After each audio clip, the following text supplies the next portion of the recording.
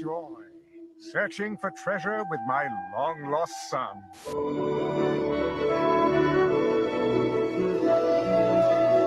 Mama, look! The treasure of Pisa Mojado!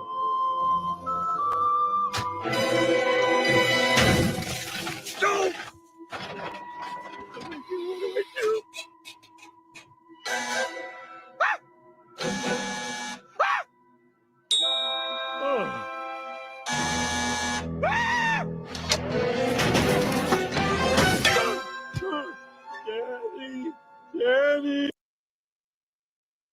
There's a reason education sucks, and it's the same reason that it will never, ever, ever be fixed. It's never going to get any better. Don't look for it. Be happy with what you got. Because the owners of this country don't want that. I'm talking about the real owners now. The real owners, the big wealthy business interests that control things and make all the important decisions. Forget the politicians. The politicians are put there to give you the idea that you have freedom of choice. You don't. You have no choice. You have owners. They own you. They own everything. They own all the important land. They own and control the corporations. They've long since bought and paid for the Senate, the Congress, the state houses, the city halls. They got the judges in their back pockets. And they own all the big media companies, so they control just about all of the news and information you get to hear. They got you by the balls. They spend billions of dollars every year lobbying to get what they want. George is always right. Government by the people, of the people, for the people. But the people are retarded. The best way to get something done, if it holds near and dear to you that you like to be able to, anyway, from Charlotte, another line going from in Florida down to Tampa. Of Putin's kleptocracy. Yeah. America is a nation that can be defined in a single word. I was going to put him. The idea that Los Angeles and what am I doing here? For two reasons. One, let's be clear. I hear it all the time. Cumulative deficit, I can play for the programs many times over. Well, I'm sick and tired of smart guys. Let me start off with two words. Made in America. Made in America. Welcome back to another night of Shtick with Koolfrogg. It doesn't matter how many times I play that kind of an intro, it makes me laugh every single time. Let's say hi to everybody real quick. We'll start at the very top. What's up, Boomer? Good to see you. Glad you're here. Oh, wait, you went to bed. Hope you're sleeping well. Suzanne, for $10 Canadian, thank you so much for the donation. It's very, very much appreciated. Looks like Vicky T is in the house, potentially. How's it going, Vicky? Will Raleigh Sport. Raleigh, what's up, brother? Good to see you. Hello, Rose. Keith Gregory. Nice. See me later. Nice to see you. Glad you're here. If y'all haven't done so already, please hit that subscribe button. While you're there, hit the like button for me. I usually don't have the tendency to ask very often. I ask at the beginning, then I ask at the end. So as far as that goes, a couple more people with us. Keith Gregory, how's it going? Good to see you. And Clumsy Clairvoyance, nice. So glad that you're here. I'm going to see what I can do to actually set it up to be sure that I actually raid you tonight. I've meant to do it the last couple nights, and I've failed at it. I've failed at it because I forget to actually do it. So eventually, I'm going to actually take the moment to actually do just that. What's up, Shiloh, man? Good to see you, dear. Glad you're here. The exciting, and I really don't know where he's at, is America Shirts. I actually talked to him tonight for a short bit. through DM. There's a great potential chance that he'll actually be here tonight for at least a little bit. I'm assuming he's listening, if anything. Let's go, buddy. Let's go. Y'all can actually do what you do best and actually chant for him and see if you can actually get him to show up. Might join us tonight. Yeah, like I said, he was there, so we'll see. We'll see what happens. We'll see if he actually joins us. Great liquor over on the Rumble side by himself again. Everybody that's over there, just say words. Say words. It's okay. I read those. I say hi. I do all those wonderful things to actually include you as much as I possibly can. Tonight, we're going to cover that submersible just a little bit. I'm really not going to go into it too far in depth. I have a few things. If you caught the very, very few, the first 50 seconds, the first one I have, the first article I have is actually The Simpsons actually went ahead and, so many years ago predicted just this. So interesting in itself. Um, that the predictions that come from the Simpsons over and over again just so happen to be something that we so happen to see all so often. Some free speech training. It's kind of disturbing in itself. That's probably about midway through the show, and then Bibles returned. Looks like there's Bibles being put back into libraries in a couple places where they had actually been eliminated, removed, and told that they couldn't actually have them. So they've actually gone back and replaced those. We will get to that as well as multiple other stories. I do have lots to go through here tonight. That being said, let's get going. Let's move on and get this show on the road.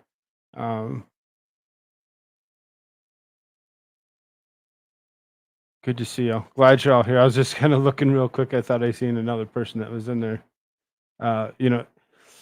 So let's do this. Let's do just this. I'm going to refresh the screen so it actually has the Simpsons thing on it. I'm not going to play the video again because it's the Simpsons. I'm assuming they're going to actually ask for copyright, whatever. I'll see what I can do to actually keep the copyright up and not actually remove it. But I put it at the very, very beginning for the simple fact of putting it at the very, very beginning to make it easy to edit out. Suzanne, thank you so much. Another 10 from Canada. Thank you, thank you, thank you. Love it, dear. That's awesome. Very, very much appreciated.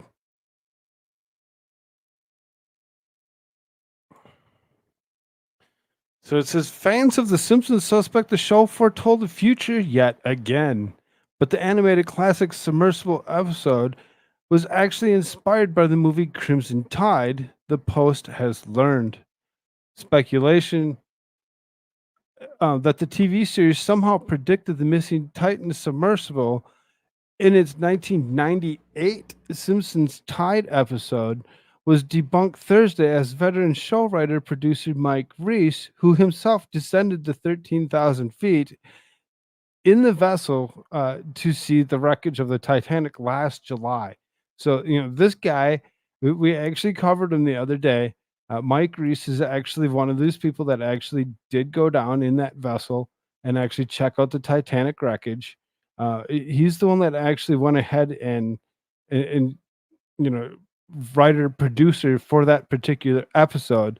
Very interesting to actually realize that is such a thing, though it's not exactly what it was. It's still kind of at the same time scary as it is.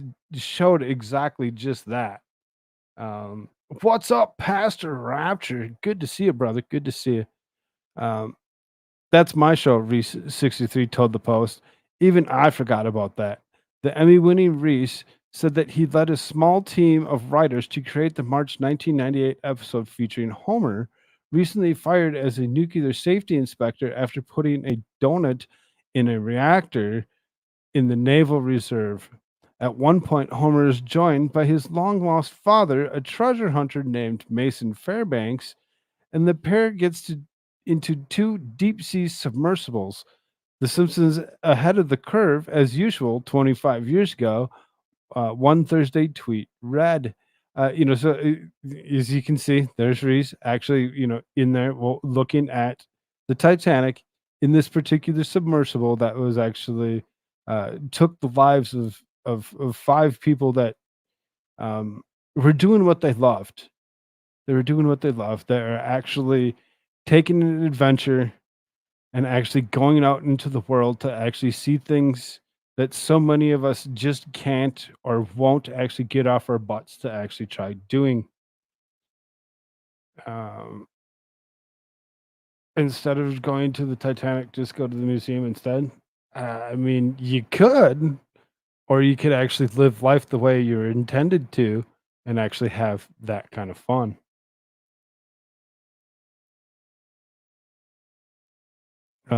We did that episode because the movie Crimson Tide had just come out. He said 1995 film starring Denzel Washington and Gene Hackman. We didn't predict the future. We just did it off of that movie. And 20 years later, something like that happened. In season's 9, episode 19, Homer and Fairbanks stumble upon the wreckage of the massive sunken ship, packed with treasure, some of which they retrieve using robotic arms. But the lucrative discovery turns potentially tragic when Homer gets lost and trapped in the coral reef. Homer tries to free himself of the oxygen slightly higher. Light comically shines, but passes out while calling for his father, only to wake up from a coma days later. Sadly, that didn't actually happen. But the images that were actually shown in that clip, like I said, I played it the first 50 seconds of the show to make it easily editable for YouTube's likeness. The unlikely ties between The Simpsons and the submersible search gripping the world goes even further, according to Reese's wife, Denise. It's an uncanny because The Simpsons character even falls asleep on the sub, just as Mike did on his way down, Denise Reese told The Post. The Odyssey inside that very simple 22-foot submersible powered by desktop fans was so peaceful that Mike managed to take a nap, the veteran television writer told The Post. People talk about the excitement and the thrills, and were you scared? Reese continued, and it's like I fell asleep. Reese, who signed a waiver warning multiple times of possible death, knew the risks and even took extra paper with him to write his last jokes in case something went terribly awry. The couple told the Post earlier this week. He knew this was very dangerous, Denise said. Even in the most dire situation, he has a joke. Reese, who is currently impacted by the ongoing Writers Guild of America strike, paid more than $100,000 to take the trip. He and Denise flew from New York to St. John's, Newfoundland, before getting aboard the MV Polar Prince en route to the wreckage site 400 miles away. Death is always lurking. It's always in your back of your mind, Mike Reese said of the experience. Before you even get to the boat, there's a long, long waiver that mentions death 3 times on page 1. Very interesting and in itself that so many just so happen to remember this 1998 episode that was something similar to what had actually happened here. Sadly, is a lot more did happen here, where it seems as though an implosion happened, actually crushing everything inside and leaving debris along the ocean floor. Very sad to actually understand when you actually start getting into some of the other interesting details to go along with it.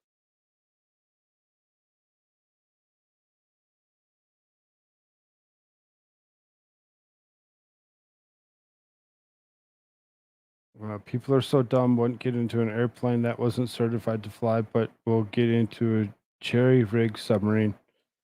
I mean, I guess when you think about it, Great Liquors over in the on the Rumble side singing all by myself. Those sitting over there with you, there are multiple people actually watching over there. It looks like there's at least five currently. Let me refresh the screen real quick. Yeah, it looks like there's at least five of them sitting in there currently. And I know why there's only five sitting in there currently, and why there's only seven here is because there's plenty of other people that are streaming.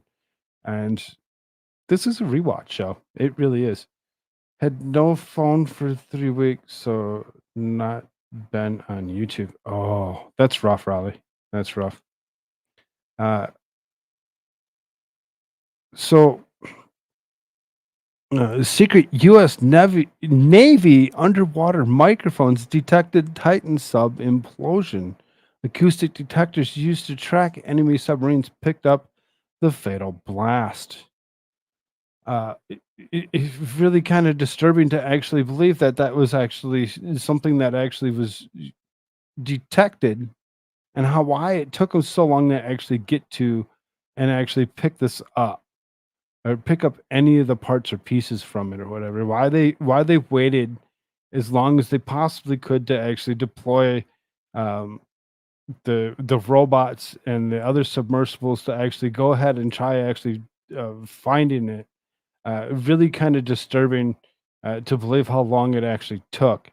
So it says secret U.S. Navy underwater microphones detected the Titan sub's implosion several days ago, officials say.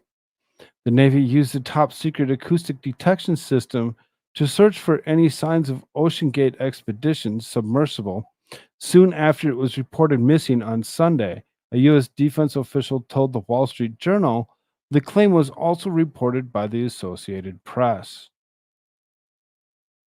An implosion was heard near the site where the debris was located on Thursday, about 500 meters from the Titanic shipwreck, soon after the sub disappeared, according to the report. Which is, it's so disturbing to actually hear that they actually heard it, that day. They knew the location, but yet again, they actually had to go. The amount of time they took to actually try tracking it and scanning different areas with sonars and whatever else, trying to actually get to and around it. It really seriously makes me wonder what was actually going on that it took them so long to actually get to it. It just doesn't seem right. The system is used to monitor enemy submarines, and the Navy asked that it not be identified due to national security concerns, the journal reported. So, really? Really? That's what you didn't want it? You didn't want it to be known due to national security concerns that you had this system monitoring things, but now you're actually telling us it's no longer a national security concern? How's that? How's that happen? How does it happen that us and just miraculously us and the next day it's no longer a security concern? They're like, wow, let's just let them know that we've actually had microphones down in the bottom of the ocean for quite some time, and they've actually been listening to and around the area. It really seriously kind of it raises a lot of alarm bells on that. It really kind of does in my head anyway. So then, um, that one was the same article. So then, one more time, we'll kind of go through some of the goings on with this particular issue. It says live updates, debris field consistent with catastrophic implosion of Titanic sub, all passengers presumed dead. Presumed dead? I mean, if it imploded, they were turned into a slurry, and were immediately dispersed. There's no way. There's no way that they're presumed dead. It doesn't make sense. Dude, there's less than 10 vessels in the world capable of making that dive. Most of them aren't air portable and would take days or even weeks to get on site. They had 2 ships with ROVs show up, but those aren't as capable as the actual DSRVs. It says the U.S. Coast Guard and confirmed that the debris found at the Titanic tourist submersible Titan is consistent with the catastrophic implosion of the vessel. All 5 passengers on the Titan are presumed to have died. At 6:15 Eastern today, it says a top secret U.S. Navy acoustic detection system may have heard the Titan. May have. We just read something that confirmed that they actually did. The Navy heard an implosion or explosion noise around the time of the sub lost communication with the surface. So, hour and 45 minutes. Hour and 45 minutes is when it lost communication. And then all of a sudden, 96 hours later,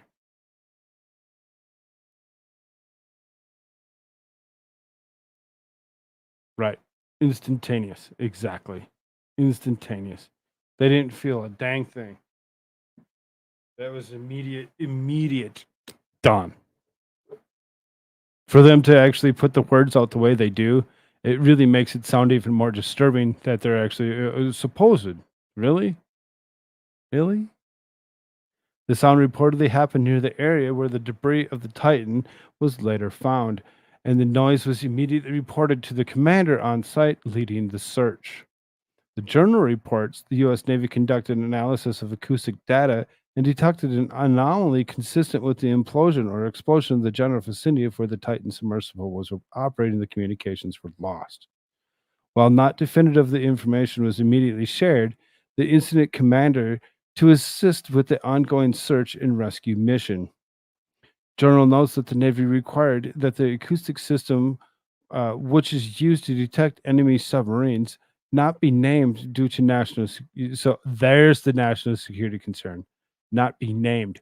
They didn't want it to be known what this particular device is. These microphones that they use. I used quotes around microphones. If you couldn't hear my fingers moving, it's the number one red flag that they didn't know this days ago, that this takes until the ticker everyone has been watching since Sunday runs out.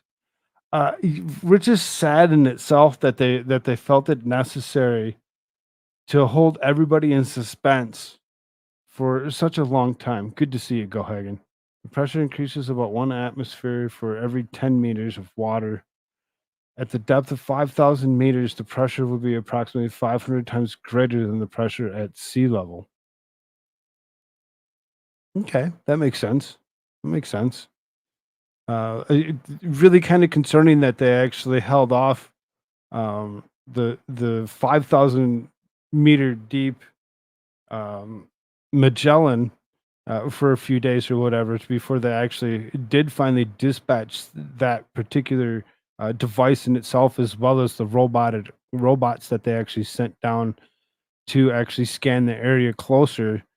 They had to have seriously had to have known that that was a thing, that it had already happened. Why they were being so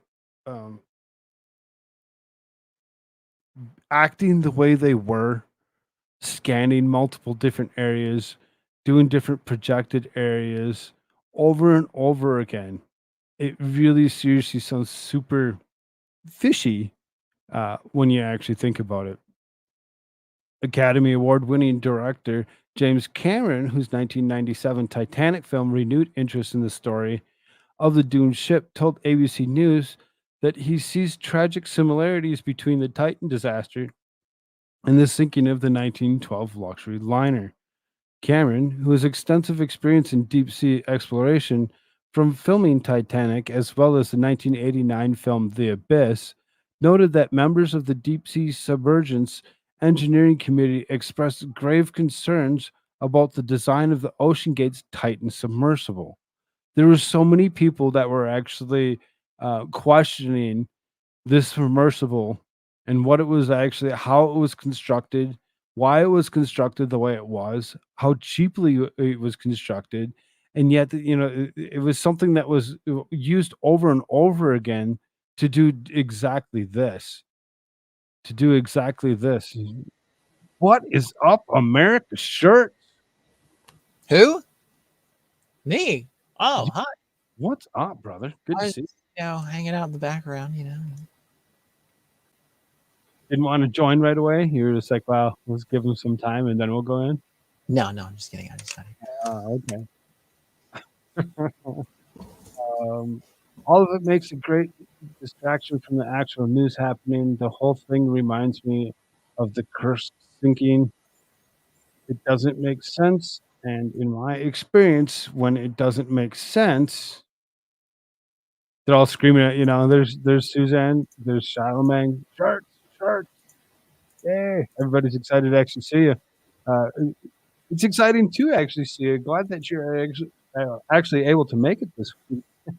I was concerned because you told me last week that you're like, yeah, I got Tuesday and Thursday and potentially Saturday or something or other. And I'm like, oh, okay, sounds good. And I went ahead and I did all of it by myself. I've been having a good time. Been having a good time with these great people that are our audience.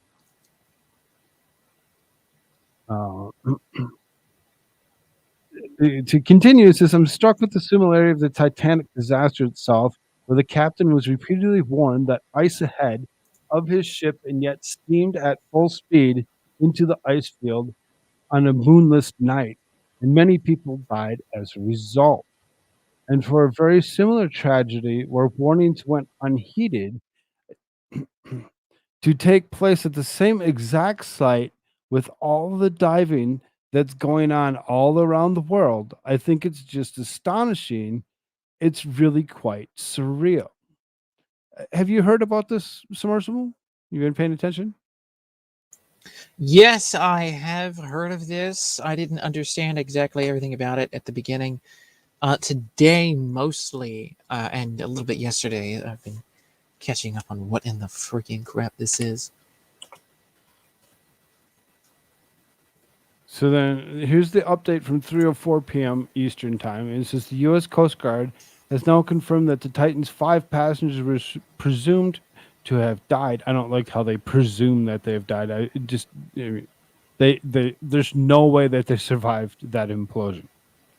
There's zero things that they could have done to actually survive that. It would have been so quick and so fast. It would have just kind of eliminated them from off the face of the planet immediately. The one guy that was actually on there, that billionaire businessman, World Economic Forum, he was one of those guys. The debris found included parts of the sub's pressure chamber, including a nose cone and the front and back end of the pressure hull. The debris field was discovered by a remotely operated vehicle on the ocean floor about 1,600 feet from the Titanic's bow. But the debris could not have come from the Titanic itself, according to Mauger. Mauger said the implosion would have generated significant broadband sound down there that the sonar buoys would have picked up. He had stated that they would try to recover the bodies of the passengers, but noted the difficulty of such a recovery search. It was difficult because there's no way that they actually survived anything. They would have been immediately turned into a slurry. This is incredibly unforgiving environment down there in the sea floor, and the debris is consistent with the catastrophic implosion of the vessel.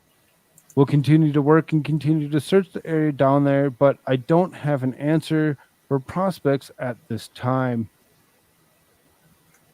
So then at 2:45, OceanGate has issued a statement that they now believe the passengers submersible have died, and they believe that the CEO, Stockton Rush, Shahzada Daewoo, and his son Suleiman Dawood, Hamish Harding, and Paul Henry Nargalat have sadly been lost. I don't have it, and I'm working.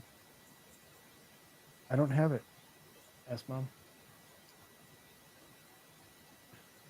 According to a memo obtained CNN, the debris is from the missing submersible's external body, and it was found about 500 meters from the bow of the Titanic. The search for the crew is still ongoing.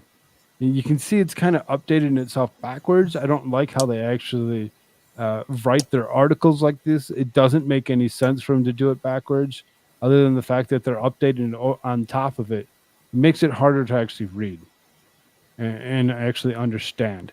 So, as far as that goes, I actually did a little bit yesterday, before yesterday, where I actually went ahead and actually looked up this guy, Shahzada Dawood, and this guy, Hamish Harding, and what they were actually about, what kind of companies they actually ran, and what kind of affiliations they had with the rest of the world. This guy, Shahzada Dawood, he really the Engro that he actually is part of produces fertilizers and foods and all those other good things or whatever, part of the World Economic Forum. It really seriously kind of makes it really disturbing to think what could have actually potentially happened to make this occur. It really seriously, because From my understanding of these events, was that this individual or whoever was on this, what was this, like testing out this like new form of submersible that could be like controlled very easily, quote unquote. this or whatever? particular Like, isn't that what this was submersible supposed to be? has been used several times.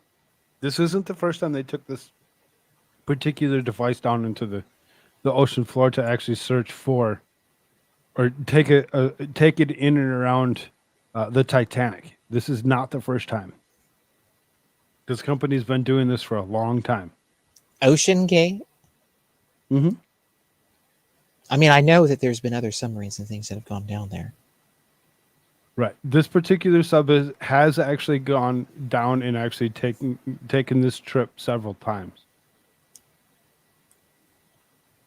Because I was hearing from some places that like it was the structural integrity of this submersible was not all that up to par.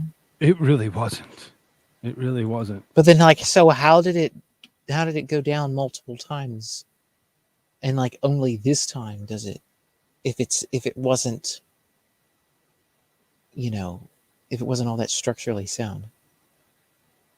I mean, it's like taking your car, and you got a light that comes on, an engine light that comes on or whatever.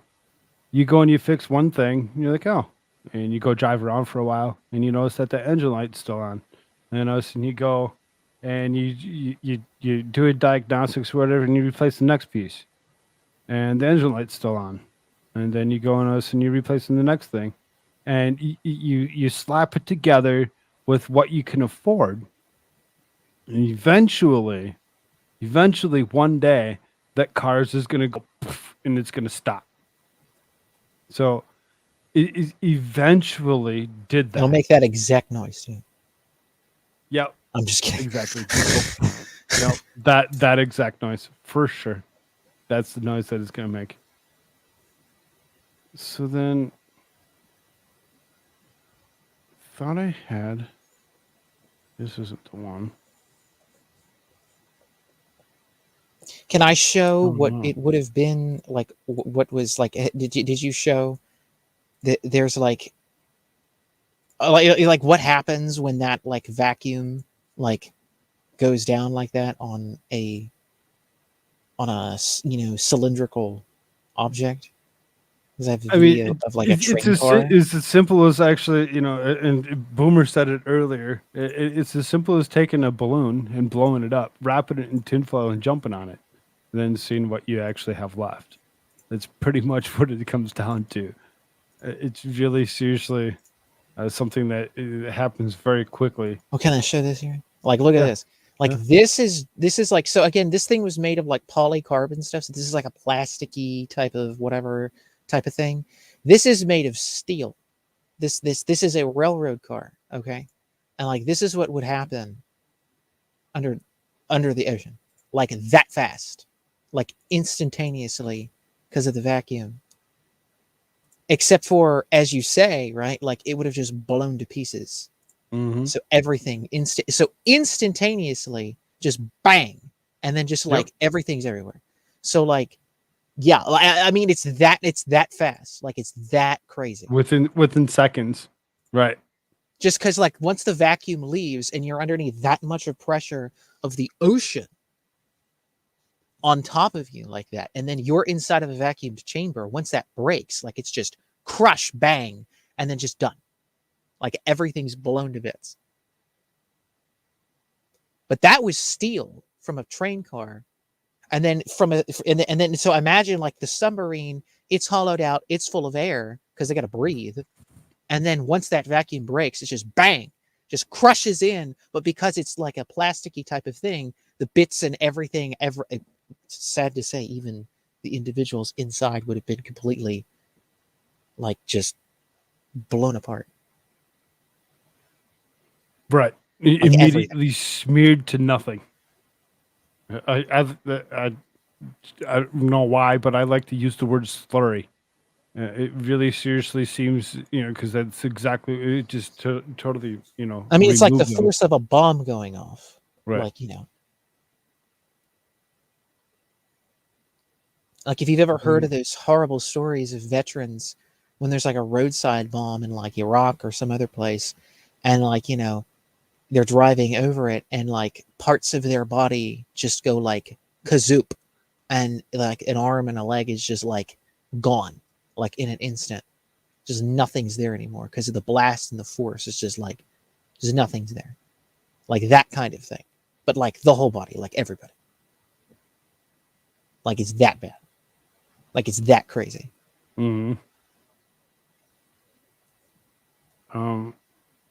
I had an article that actually had the conversation from earlier, or the Coast Guard actually released footage or whatever conversation that they had, and for whatever reason I'm missing it. Suzanne, thank you. Keep digging, Koolfrogg. Yes, exactly. We'll keep digging. We'll keep I looking mean, it's only and Canadian seeing what we can pixels, actually I mean. do to actually, get more and more information. I really seriously, I said it the other day. Suzanne agreed with me. It really seems a little fishy that this exactly happened the way it did with these particular people on it. Just so happened to be a multi-billionaire and his child. Now, who seriously, who gets that guy's money? Do we know? Do we know anybody that gets his money? Nobody. 0 people. Now, the way it sounds, there's nobody that's actually going to be able to actually receive or take control of the monies that he actually had. Now, he did have a wife, so that is something in itself to actually think about. Is say, okay, so he did have a wife. Why can't I actually find the video from earlier from the Coast Guard?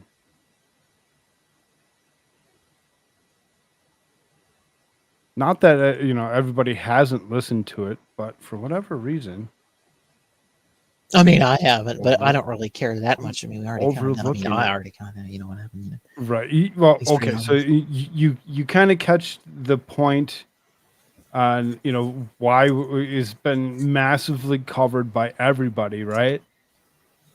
Instead of looking at anything else, paying attention to anything else, it's that in particular that they're actually going after. As you noticed yesterday, if you didn't or whatever, I actually ran before running the regular show. I actually ran a watch party with Moose and Beautifully Inappropriate, where we I did actually watch watched myself. the censure of Shifty Schiff. Which was just nutty. Like that whole thing was just so nutty. Like it's just so insane. The way everything went. Right? Exactly, Suzanne. World Economic Forum. I really seriously think that there's something more there. It's just that it hasn't actually reared its ugly head yet. We don't know exactly what or where any of this is actually going to be. I mean, like, what would we be suggesting here, though? Like, is this individual faking his own death? Did somebody purposefully do something to Did destroy the somebody purposely submarine? do something? But to he's a actually part of cause the this World to occur? Economic Forum. So is this like the Bond film where it's like, like number one takes out like number whoever, and like the floor opens up and the seat falls down? Like, is that what this is kind of like?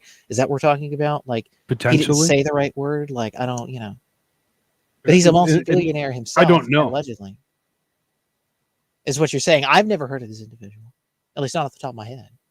Right. Yeah, exactly, Pastor. It's not a done deal. Just because he was censored, just to make him look like it's supposed to actually just be the biggest thing that they can do on the floor to actually make him feel bad about the stuff that he had done. It still needs to go through AG Garland, DOJ in itself. So it's really criminal charges. I mean, like, you can recommend. They're not going to criminally prosecute. Well, they have him. Oh, they have to do the investigation now. That's the thing. Is that they actually censored him, so now they can actually investigate him and everything that he was about, everything that he had done, everything that he had done. They're not going to. For impeachment number one, everything that he had anything to do with. If he had anything to do with like Operation Paperclip or anything else. There's so many things that they could actually do. But are they going to? Are they going to actually find somebody that actually can do it? Because, if you actually watched the Durham stuff and paid attention to anything that was going on there, you actually catch Matt Gaetz actually came up and actually kind of says what happened to finding the particular guy that was named, and I can't think of the name off the top of my head. But what about that guy? And he calls him out. He calls him out for not actually finding this guy, going to Italy and finding zero things out about him. Don't know. Oh yes, Matt Gaetz was saying that they were him and Bill Barr were interested in finding authentic pasta rather than. Yeah. That was fantastic. I don't remember. Something start with an M or something. Come on, chat, help us. Tell us who that is. Nah. So, Boris, anyway.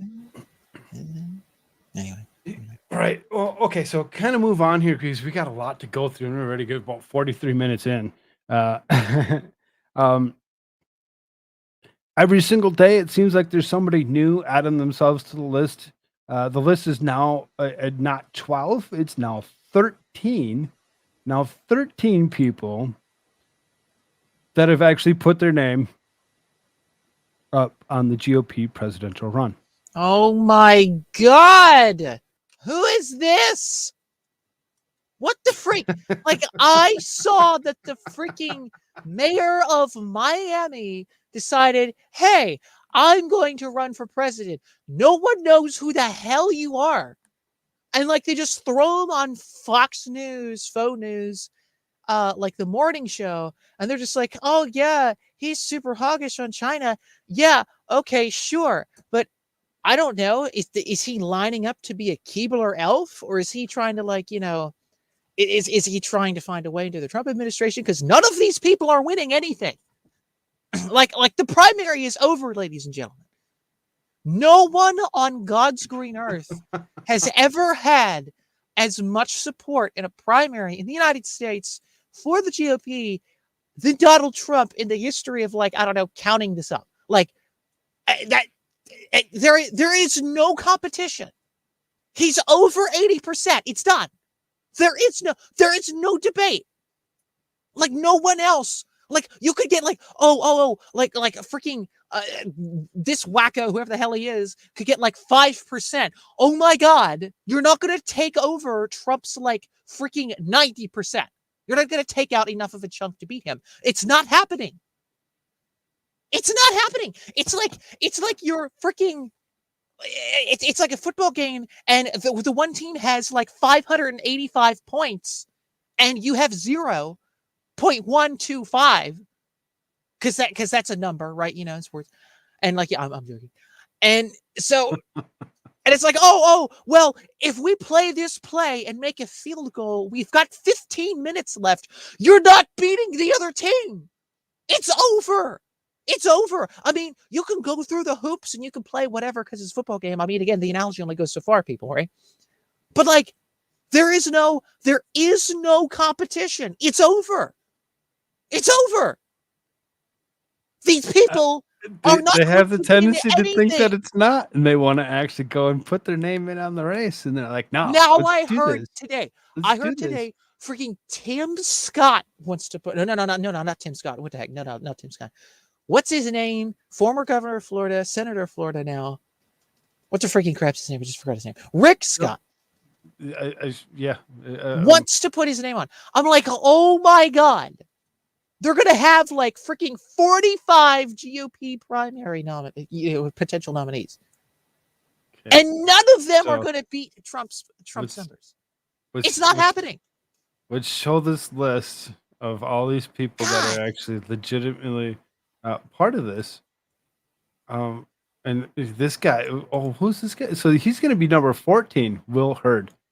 Oh, okay, never mind. He's on there, so he's 13. Okay, so I mean, why don't we just put like Ronna McDaniel and like freaking Rupert Murdoch on there? Why don't we? Like, I mean, why don't we just like? I mean, screw it. Like, we'll put Kevin McCarthy up there too. Like, just throw every freaking wackadoodle that you can find on the map and just throw them. Every single one of them. Every single one of them. Just keep chucking crap at the wall. There you go. Like, there's the list. There's the list. Doug Burgum, Chris Christie, Ron DeSantis, Larry Elder, Nikki Haley. There's Will Hurd, Asa Hutchinson, Mike Pence, Vivek Ramaswamy. Who ever heard of Tim you? Scott. No one's Corey ever heard of you. Stapleton, Francis Suarez, Donald Trump.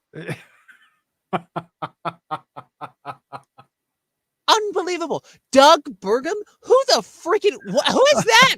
Who are you? I didn't even know he was on the list. What the crap is this? Who are you? Republican governor of North Dakota. Oh, my God.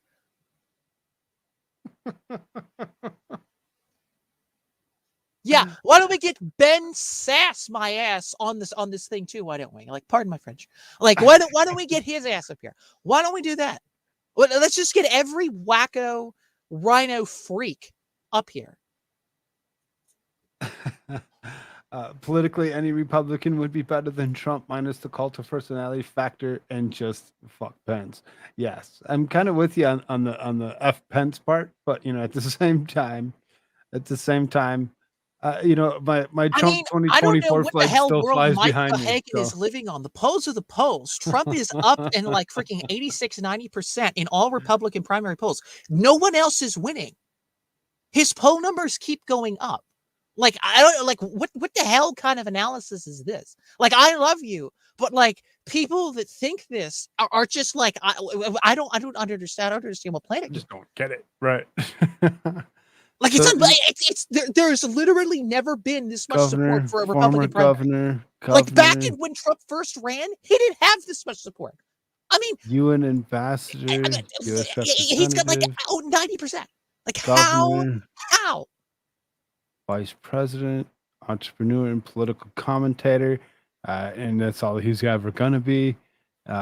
State senator. I kind of like Tim Scott. I kind of do. I don't care what anybody says. I really seriously kind of. I don't think he's worst comes to worst. Put it that way. I might be more prone to actually go with Tim Scott over and above any of these others, other than the fact that Donald Trump is in the run. Montana Secretary of State Corey Stapleton, Mayor of Miami Francis Suarez. Former Secretary of State. What the? Oh yeah, like that makes you eligible now for like the chief Yes. executive of the United States. Yes, exactly. Every single one of these guys is totally legitimately could be commander in chief without a thought. Yes. And then you got Democrat side. There you go. Marianne Williamson. If I had to Oh vote for my God. and if I had to vote for one of these three, you're dang right it's going to be Robert F. Kennedy Jr. Well, they're never going to put him up there. They're never. I mean, this is the thing. Like, people keep talking like it's going to happen. This is like, folks, please understand and live in the world of reality. RFK is not going on a debate stage anytime soon with anybody. They're shutting him down now. They're going to kick him out of the Democrat primary. They're going to act like he doesn't exist, just like they did with Tulsi Gabbard, if not worse. So, like, I don't like. He's done already. Like this is the thing. This is like. This is reality. Like, live in the real world. And I see Mike in the chat. He's saying, like, polls don't, like, you don't give a crap about polls. Polls don't win elections. Well, that's not an argument I'm making. Like, a poll doesn't win elections. I'm not saying a poll wins elections. Polls look at where the wind is blowing, where people are going, what people's feelings are. And I don't mean like fake wacko polls. I mean real polls. Real polls, right? And even some of the fake wacko ones, you can, like, a group of them, like 80 of them together, you can kind of get a gist. Like, but at the same time, I mean, you still got to look at things. Let's go read some of his quotes here real quick that are in here from this guy, just to see what he's about. Just because, we got to play the game. We got to play the game, though we believe in what we believe. Nobody's going to be able to change our mind on that. Would still just to appease the nature of everybody else. This is so everybody understands that we are doing exactly what we've planned on doing and followed everybody and let you know exactly what's going on. So then, former Texas Rep Will Hurd, a fierce critic of former President Donald Trump, announced Of Thursday course that he he's is. running. Oh my God! Yes, a fierce critic. Of course Absolutely. the hell he is. That he's running for president in 2024 as Republican, entering already crowded GOP primary field dominated by Trump.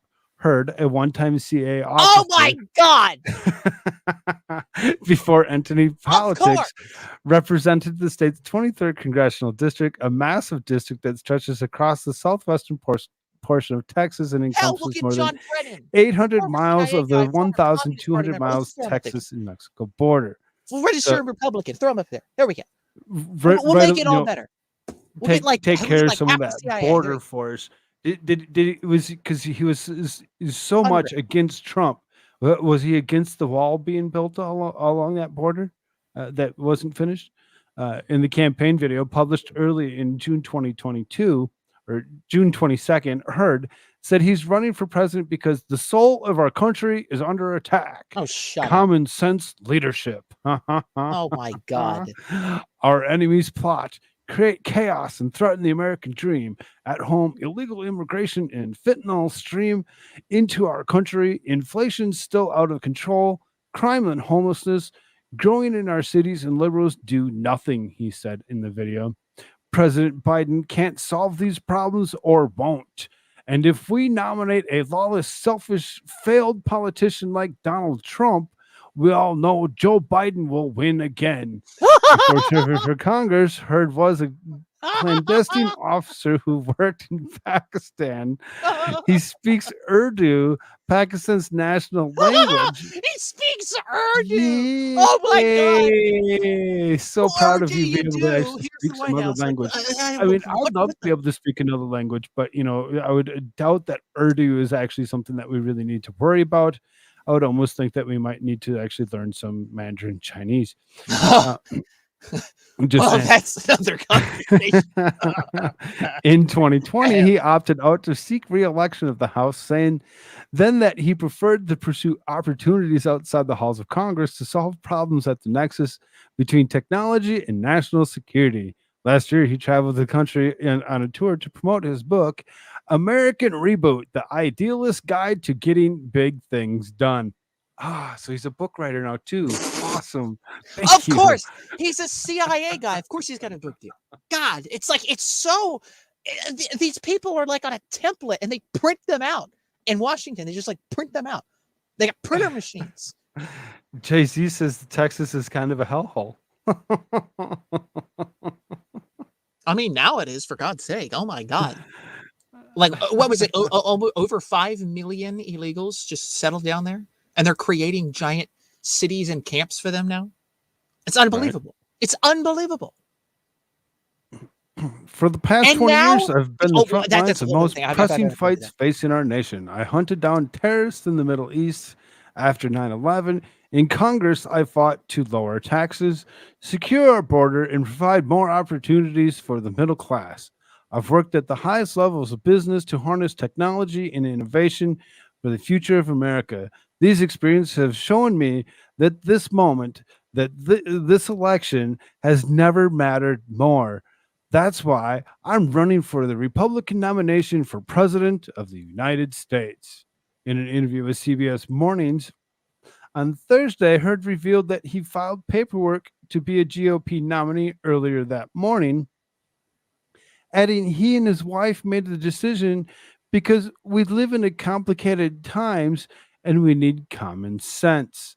There are a number of generational defining challenges that were faced within the United States of America, everything from the Chinese government trying to surpass us as a global superpower, the fact that inflation is persistent at the time when the technologies like artificial intelligence is going to upend every single industry, and our kids, their scores in math, science, and reading are the lowest they've ever been in this country. And he's kind of not lying on that.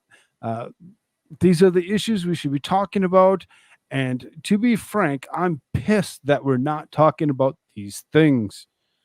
Crowded field. Besides Trump, other Republican presidents... No, it's not a crowded Mm-hmm. field, actually. Not at all. Contenders include Florida. Right. Ron DeSantis' numbers keep going down all the time. There's 13 people standing there. So technically, it's a crowded field. Some people would look at it that way. So. If you think that 18 ants in the corner of your room over there, and you're like a full-sized grown ass man, and there's 18 ants over there. I don't think that's a very crowded room. That's just my opinion. A pro-Trump super PAC issued a statement in response to Hurd entering the GOP field, calling the latest long-shot candidate a rhino, or Republican in name only, a disparaging term that refers to the Republican candidate whose behavior is seen as running counter to Republican values. So this is how they're actually looking at him. They're actually looking at him like he's a rhino. Like he's actually not what he actually says he is. He's a Democrat running under the GOP platform.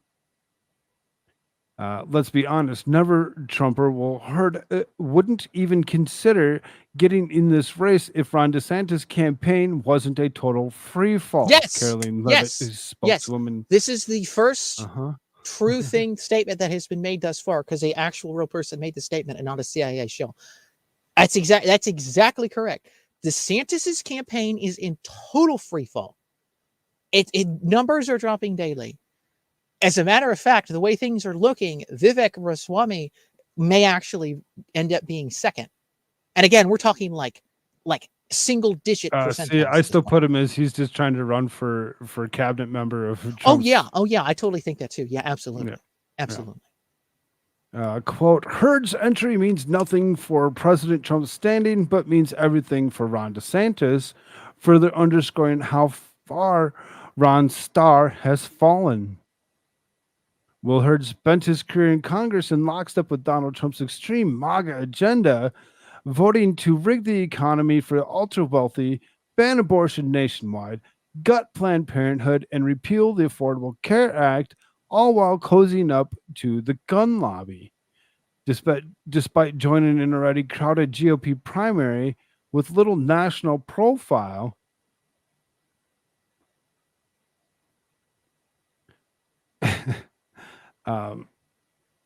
sorry, I had some other noises going on in the background.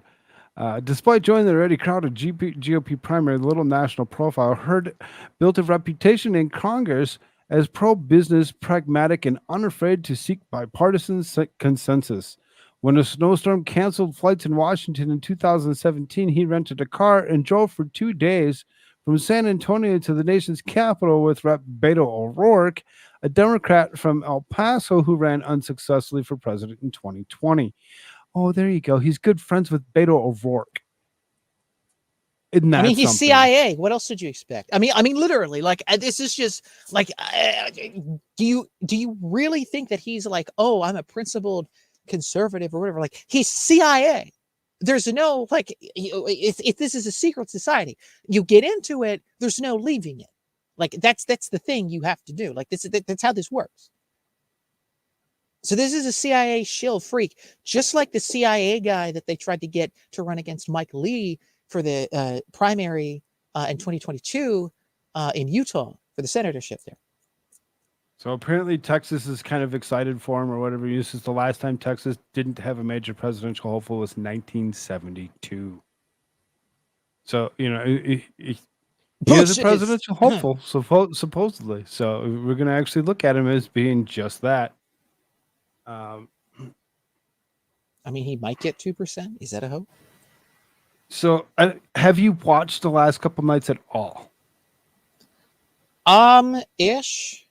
Okay. So each night I've been hitting on, you know, a couple different topics or whatever. And instead of like rehashing the same topic or whatever, it's kind of a little bit of an update, the next thing to go on, next thing to actually happen in the stories to, you know, keep them kind of ongoing. So it's like, if you've been watching each day, it's kind of like coming into story hour, you know, every hour on the hour, you get to actually go back over some of the stuff with an update, with a little bit of an update. So here's Hunter Biden. It says, I'm sitting here with my father, Hunter Biden says in WhatsApp message to Chinese businessman, whistleblower. Of course. Of course. Hunter Biden sent a WhatsApp message to Chinese businessman during a dispute saying that he was sitting here with my father and used the father's name in connections to threaten him to follow Hunter's direction, according to allegations made by the IRS whistleblower. The message was made by Who Henry will conveniently Zhao. end up dead in a week. Oops. Maybe. You know. A Chinese business associate of Hunter's who has close ties to the Chinese Communist Party. If true, this information would contradict President Joe Biden's oft-repeated claim that he's never been involved in or discussed his son's business ventures. In June 22nd, the House Ways and Means Committee unveiled bombshell whistleblower allegations claiming that the IRS and Department of Justice had given Hunter Biden preferential treatment, interfering with the investigation to shield Hunter Biden from having search warrants or charges pressed against him. According to testimony by Gary Shapley, an official at the IRS, he and his fellow investigators, while looking into a felony tax fraud case into Hunter Biden, were able to authenticate a July 30th, 2017 WhatsApp message sent from Biden to Henry Zhao. The Epoch Times has not been able to independently verify the message. Of course they haven't. They don't care. They can't independently do anything. Zhao, also known as Zhao Zhizhong, is the president and CEO of Harvest Capital Management and also heads the firm of Chinese Communist Party Cell. According to the New York Post, Zhao's firm participated in a Shanghai-based investment firm called BHR Partners that Hunter Biden had helped set up. Hunter was an unpaid board member of BHR until April 2020 and held a 10% stake in the company, but was divested as of November 2021, according to the lawyers. In the message, Hunter Biden appears to demand payment from Zhao. I'm sitting here with my father, and we would like to understand why the commitment made has not been fulfilled, the younger Biden wrote, according to the Shapley's testimony. He then expressed the wish to resolve this before it got out of hand.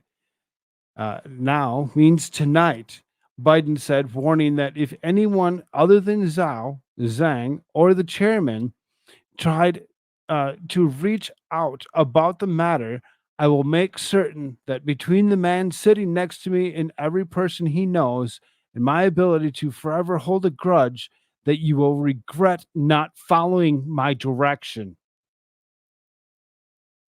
Really? Really? You can just go ahead and you can actually threaten people all you want without repercussion because your daddy's there, you get a chance to actually do whatever the hell you want? Mm-hmm. I'm sitting here waiting for the call with my father. It's unclear what exactly the dispute was over, but the conversation, if true, conflicts with the president's consistent claims that he was not involved in Hunter Biden's business dealings. In 2019, Joe Biden Oh, said, by the way, just for context, people, every single word that comes out of Joe Biden's mouth is in confliction with all of reality. So just for some context there, you know, like everything that comes out of Joe Biden's mouth, including this. Let's be clear. I hear it all the time. Cumulative deficit, I can pay for the programs many times over. I mean, everything is in conflict with reality. So, so just for some context, go ahead, continue. Sorry. in 2019, Joe Biden said, I never talked with my son or my brother or anyone else, even distant family, about their business interests. Period. Sure you didn't. Nope. I don't believe you, Joe Biden. There's nothing that you can say that will actually make me believe anything you have to say. The White House did not return the inquiry from the Epoch Times. Of course they didn't. The whistleblower said in the messages like the above made it clear that the IRS needed to search Joe Biden's guest house where Hunter had stayed for a while. But in September 2020 meeting, a DOJ official told IRS investigators, there's no way a search warrant for evidence would ever get approved. Given the optics, this was a primary consideration at the time Joe Biden was a candidate for the 2020 presidential election. Bobulinski's claims in the weeks before the 2020 election, the New York Post published an email from Hunter Biden's laptop, which has since been authenticated, detailing proposed payout packages and equity shares in the Biden venture with a now defunct Chinese energy conglomerate. And now, infamous email written by Hunter Biden states 10 held by H for the big guy. Wonder, who's the big guy? Can you tell me who the big guy is? I'm not quite sure. Not quite sure. What is up, Doc? Good to see you. Heard was a congressman. Didn't recognize nor help me at all with disabled veteran issues. That's something. That's something. Interesting. Of course, his reaction doesn't surprise me in the least. Right? Tom Bobulinski, a former business associate to Hunter Biden, later publicly confirmed that the big guy was the reference to the elder Biden. Joe? I am making this statement to set the record straight about the involvement of the Biden family. Vice President Biden is his brother Jim Biden and his son Hunter Biden in dealings with the Chinese, Bobulinski is said in the press conference in October 2020. I have heard Joe Biden say he has never discussed business with Hunter. Bobulinski said, that is false. Better watch yourself, Bobulinski. Before moving into the claims about the Biden family business dealings, Bobulinski insisted that he could corroborate everything he is saying. To demonstrate the point, Bobulinski gestured to several of his old cell phones spanning the 2010s, which Bobulinski said had never been held by anyone but him. I am a patriot and a veteran, Bobulinski said. No, to protect my family name and my business reputation, I need to ensure that the true facts are out there. Bobulinski, who relayed the details of his years-long involvement with the Bidens, which he said began in 2015 when he was approached by one of Hunter Biden's business associates about getting involved. in a business deal concerning the Chinese firm CEFC Energy Bobolinsky was told at the time when Joe Biden was still the sitting president or vice president that other partners would include members of one of the most prominent families in the United States. On May 2nd, 2017, I was introduced to Joe Biden by Jim Biden, and Hunter Biden Bobolinsky said, Suzanne, another Canadian $5 says, have any whistleblowers gone missing? Yes. Yes, several of them. The most recent is the one that Rudy Giuliani had, which was a woman, as we found out. And her husband was one of the people on the board. Was he on the board? Pretty sure he was on the board of Burisma, who wanted to become a whistleblower, ended up deceasing himself, or he was unalived under mysterious circumstances, unknown circumstances, and the same goes with now his wife, the whistleblower. So Go ahead. I mean, don't be surprised. For who? They're probably going to try to kill all of these people. By the way, like they're going to get rid of all of these people. I mean, unalive them. Pardon me.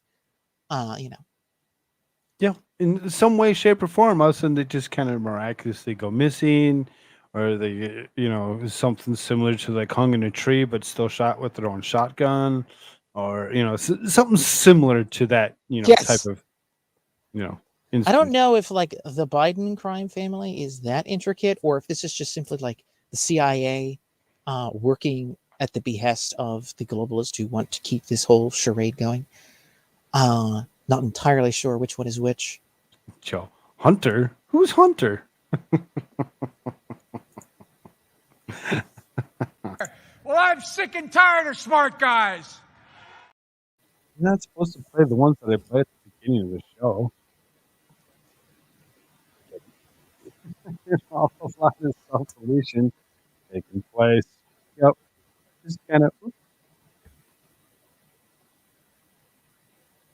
Oops. Nothing to see here.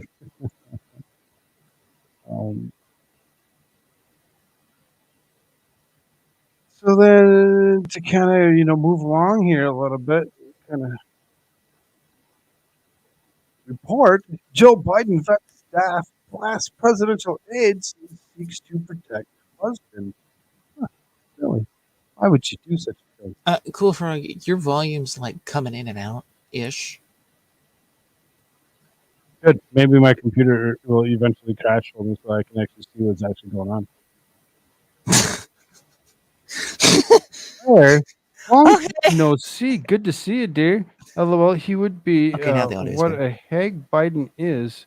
He's just waiting for more kids to sniff. That's corrupt, weirdo. Yeah. Good to see you, dear. First Lady Jill Biden is playing an outsized role in her husband's administration, mostly to protect him, according to the new report. Now, this would not be the first lady to actually do this. Oh, no. We can go back and we can, even in recent-ish history, I consider it recent history because it's been in my lifetime. Look at Reagan after he was actually shot, and you actually look at Nancy, what she had actually done for him. So. Oh yeah, and like look at the Clintons, right? Like Bill Clinton was just like, yeah, you get half of half of me, and then like you half of her. It's like a joint presidency. With a little bit of graping involved. And I bet everybody, every single saxophone. person that's sitting in chat, all 10 of them over here on the YouTube side. And Great Liquor over on the other side, on that Rumble side, with the other 6 other people. I bet every single one of you could at least name one president where the first lady actually ran the show. Sources. Well, I mean, the that first instance of this really that is historically documented is Woodrow Wilson's presidency after he had a stroke. In his second term, and she actually signed all of the bills into law. He couldn't do anything. And so she was like well overstepping the boundaries. She was literally running the executive branch. Like, that was insane. And that was one of the reasons why we have the, well, we adopted this, although I have come to disagree with this, but the term limits of the presidency. That was one of the reasons why. I know some people are like, well, isn't that like a FDR and things like that? It's like, well, yes, but that was one of the things too, which was that, okay, like after 2 years, after like 2 terms, and after like, ever so long being there, like we just can't have other people just like floating in and like trying to run the show.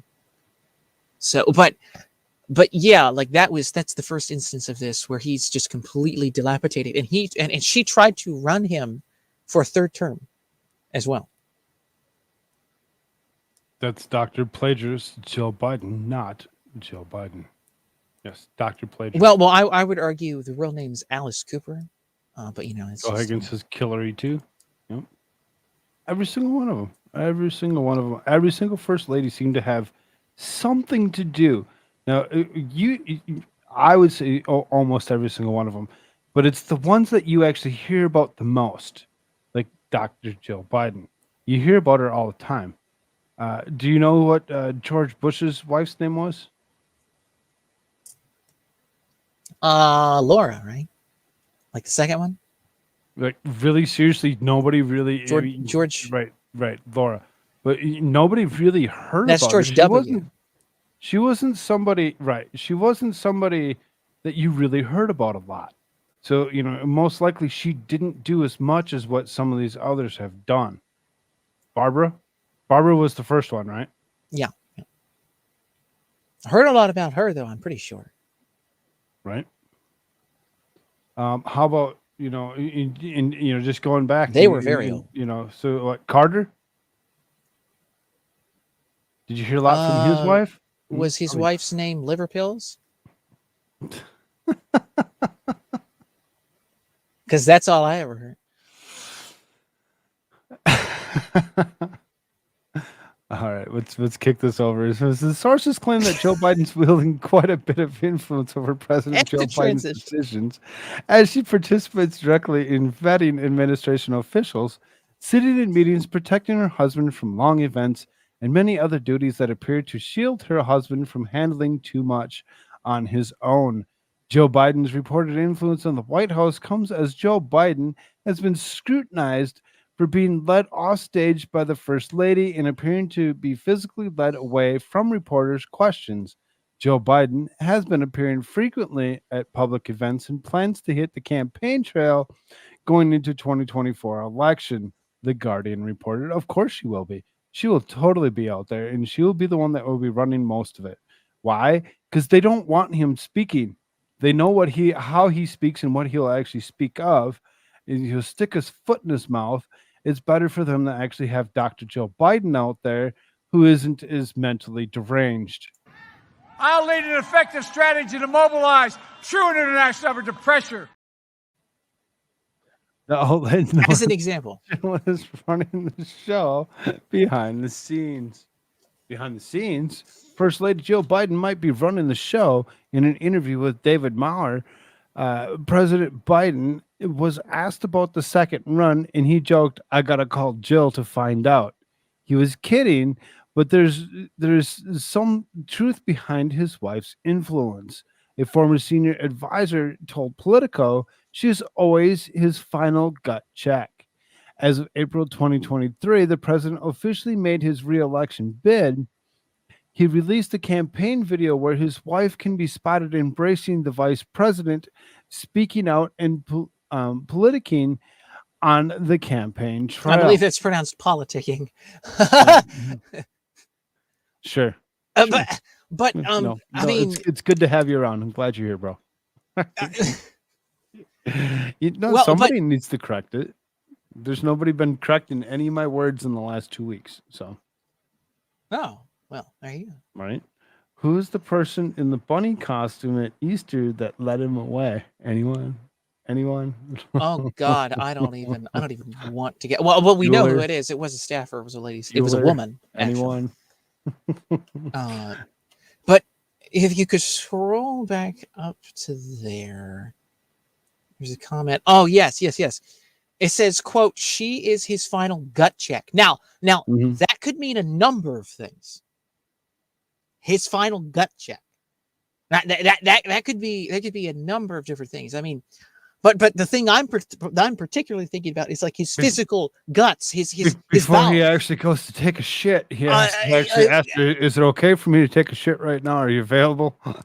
I mean, you know, like, because he's got to like check in with her to be like, you know, are my bowels still, are they functioning halfway properly? Like, I mean, you know, Obama was the bunny.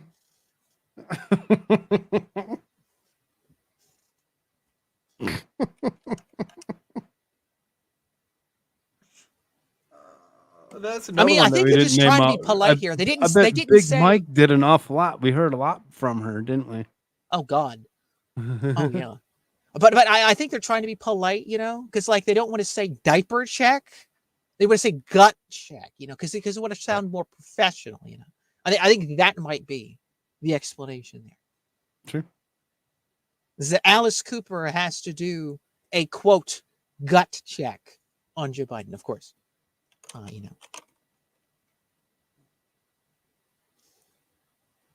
Totally forgot it had emojis now.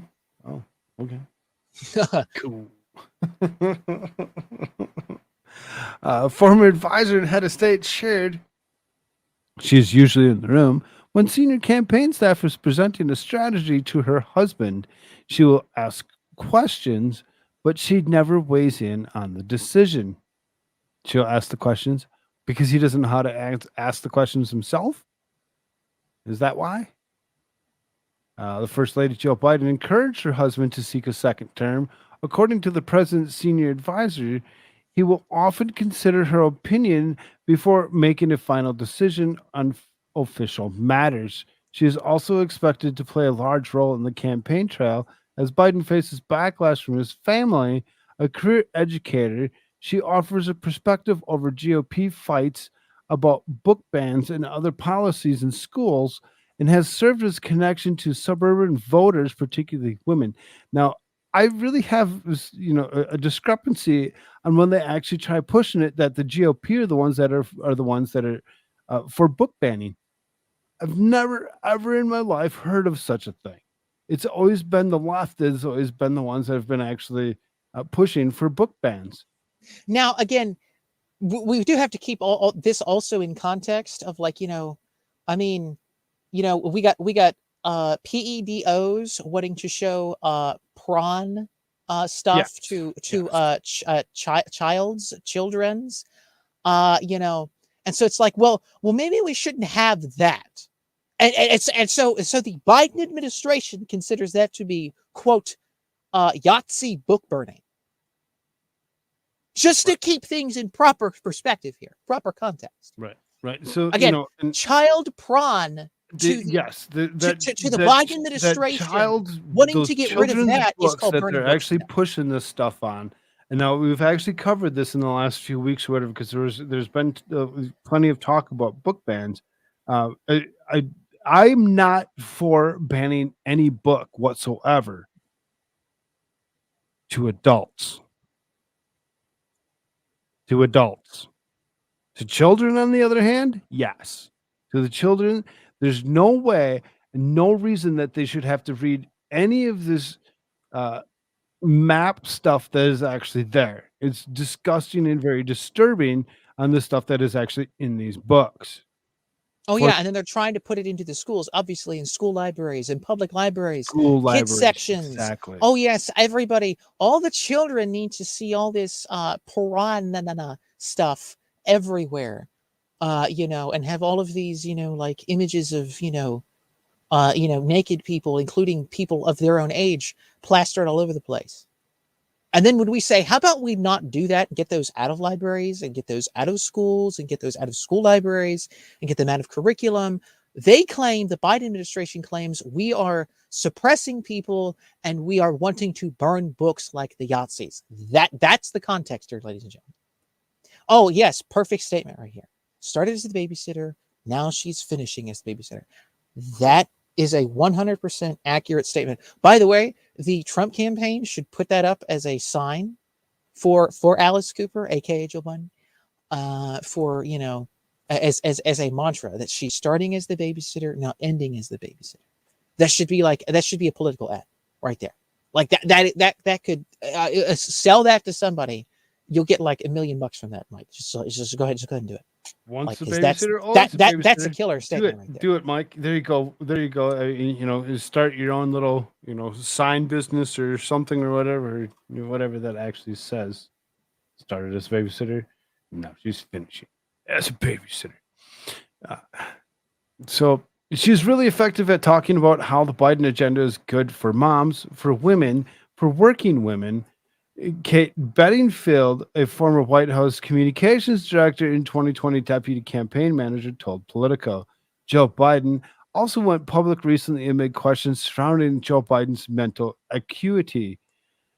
His age raises concern about agility and mental capacity. Republican presidential candidate Nikki Haley proposed that politicians over the age of 75 should be required to pass a mental competency test. However, the First Lady says a competency test is absurd. In an interview with CNN, Jill Biden defended her husband, saying, "How many 30-year-olds could travel to Poland, get on a train, go 9 more hours, go to Ukraine, meet with President Volodymyr Zelensky? There's no need for a competency test in her eyes. You just need to open yours," she says. "So look at the man. Look at what he's doing. Look at what he continues to do each and every day." Yeah, Mhm. falls over on his ass. That's what he does. Because he can actually get on a plane that they actually put him on, or get on a train that they get on a train. Oh, after Poland, to go to Ukraine to meet with somebody that he's already met with several times. You're not going to tell me that there isn't somebody escorting him all the way around all of this. Well, and again, the And other thing too is the amount of for you to drugs use that they this inject for him with. competency, though, is ridiculous. This is competency and being able to travel are two totally different things. It does not make any sense whatsoever to actually. I be mean, like, like, "Oh, he's you could competent knock because he someone can do this." unconscious and take them on a road trip, and they could travel. I mean, you know what I'm saying? Like, it's just, like chloroform and or hit someone in the head, like, just throw them in a car and like take them. What's up, Rogue Thought? This is probably That's a most thing. 30-year-olds. Yep, probably most of them. The White House has experienced unprecedented departures under President Biden. According to the new report, Joe Biden's office is now undergoing massive turnover as a top aide has departed. Elizabeth Alexander, Joe Biden's communications director, will take a brief leave of absence to lead the messaging arm of President Biden's 2024 re-election campaign. The move speaks to how Biden's campaign is still taking shape 1 week after they announced he would seek another term. The campaign announced only 2 staff hires on its first day. Campaign manager Julie Chavez Rodriguez and principal deputy campaign manager Quentin Fulks, Brookings reported. Since 2006, Elizabeth has been a steadfast advisor to the President Biden and the First Lady. Her deep communication knowledge and expertise will serve the campaign well, helping stand up a campaign communications team that will reach voters where they are across all forms of media while staying true to who Joe Biden is. It's not Jill that's actually supposed to be doing all this. This isn't up to her to actually do this. This is supposed to be up to him. And for her to be actually doing as much as she's doing takes away from the fact that we are supposed to believe that he's mentally competent. He's not even mentally competent to run his own freaking campaign. Roy Brosas, who is running for Joining Forces Project, left her post last week. Sheila Casey, the wife of former Army Chief of Staff General George Casey, will take over the Brosius Jill Biden, who Jill Biden has also been caught up in leaks to the media with reports saying she rages at staffers and tries to control her husband throughout the day. Oh my god. So she rages at staffers. What is why is she so angry? Why is she so disturbed? Why is it that it has to actually come down to the fact of it being such a thing? Why does she need to control her husband? What the fuck? The Brookings study found that the turnover rate of Biden's top level aides is the second highest since former President Ronald Reagan was in office. The study found that 21 A-team staffers were gone after 2 years. You go through that many staffers, it kind of makes me wonder how competent she is.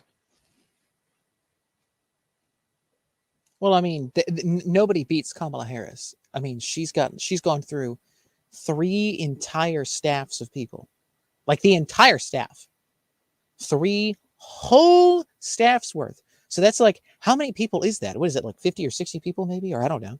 Like, I mean, you're talking a lot of people. And that 3 times over, they have all shifted out. No one beats Kamala Harris. Oh my God. So then, Twitter has actually gone up in arms hand over chest, when it actually comes to what Joe Biden had actually done with India's Prime Minister Modi. He goes and he calls him Mr. President for one, and then goes ahead when the music goes to play under Indian terms, when their national anthem is actually being played. It says that they're actually supposed to have their hands to their side, facing in, and only that. Well, it seems as though Joe Biden kind of has an issue of remembering such a thing.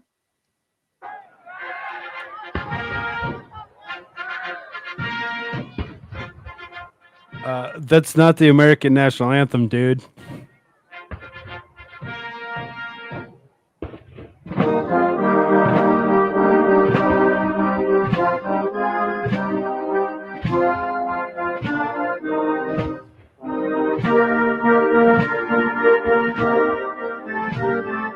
If I slowly put my hand down, will it Someone's notice that I whispering in the didn't do earpiece, put your freaking hand down or you will not get your freaking oatmeal.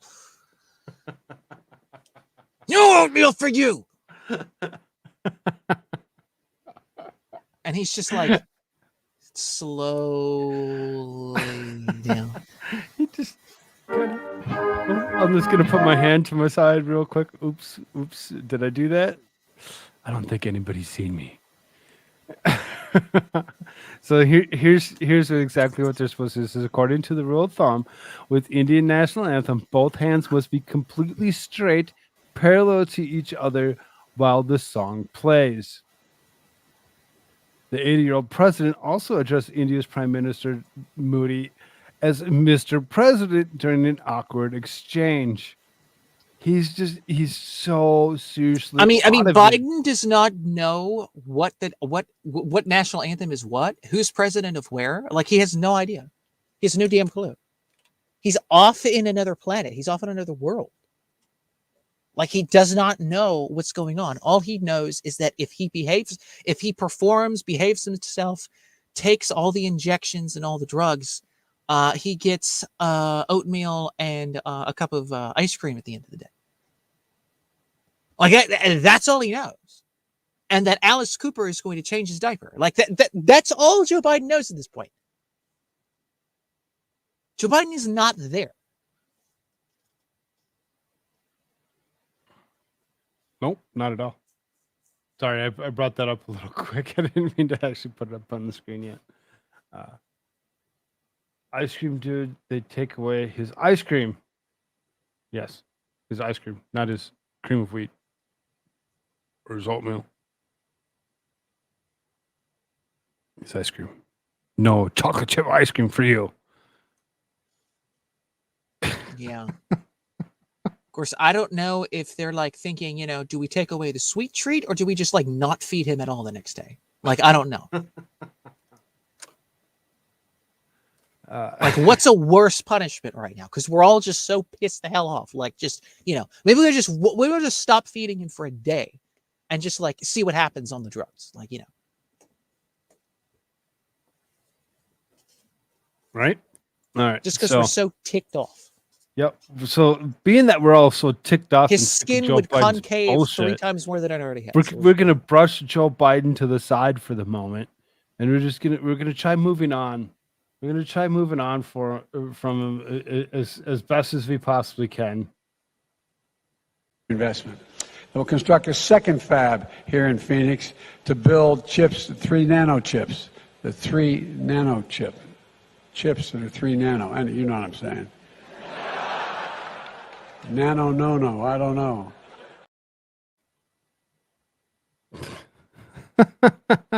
We'll try our hardest to actually walk away from for the moment. Congressional bill aims to protect journalists from government surveillance. So potential, something good to come out of all this, to actually protect journalism in itself. American journalists may soon have protection from Congress against attempts by the federal government to seize their private data. Bipartisan coalition in the House and Senate reintroduced the Press Act to protect reporters from exploitative state spying. On June 21st, a limit of the government's ability to compel reporters to disclose data that might reveal the identities or endanger their sources. The Senate bill, which is backed by Senators Ron Wyden, Mike Lee, and Dick Durbin, will extend disclosure exemptions and standards to protect emails, phone records, and other info from third parties. The proposed legislation will shield journalists against unnecessary government surveillance that makes it harder to hold the government accountable and harms reporters' First Amendment rights. Said press statement from Wyden's office. Reps Kevin Kiley and James Raskin will introduce equivalent legislation in the House. Will they, though? Will they? The previous attempt to pass the bill succeeded unanimously in the House during the last Congress. Democrats and Republicans call for the protection of journalists' rights. The senators introduced the act after pointing to incidents where law enforcement agencies in both Democratic and Republican administrations had secretly subpoenaed emails and phone records from reporters in order to determine their sources. If passed, reporters will be protected from being compelled by the government to disclose their confidential sources or research files and to protect their data held by third parties like phone and internet companies from being secretly seized without the opportunity to challenge those demands in court. Now, I have something to say about this. This to me sounds like, if the Democrats are supporting it, obviously this is a bad thing. That's just a general rule of thumb at this point. Like literally. What this sounds like to me is that they're trying to put a definition on the word journalist. Okay, so in essence, then, the right to freedom of press is not given to everybody, but it's given to everyone who is underneath of the term journalist, because now we have this in legislation. And then they're going to try to, there's going to be some sort of federal case or whatever to the Supreme Court. And the Supreme Court then would have to determine whether or not this law sort of expands the idea of what the press is, or, not expands, limits the idea of what the press is to only certain media outlets, media groups, large enough of size. Putting a law, this is already in the Constitution as it is. And if the Democrats are supporting it, to me, it's for example, James O'Keefe, right? He had all of his stuff rated, everything, his apartment was rated, everything else, all the papers were taken. And they claim that they can do that and they can say whatever they want because he's not a legitimate journalist. He's not a legitimate news outlet. He doesn't have the same rights. That was the argument from everybody about James O'Keefe and well, formerly Project Veritas, now OMG O'Keefe Media Group. That's been the argument against him since time immemorial, since he started. I mean that's a good. That's a diminishes our rights. It sends the message that the Bill of Rights is weak. Yep, it really kind of does. Right, like you would actually have to say pretty much what you're journalists- exactly saying as you're actually saying what you're saying right now. I mean, like I mean, the words journalist and reporter. I mean, what's the definition of that? Is this a major news outlet? Is this you get X amount of viewers every night?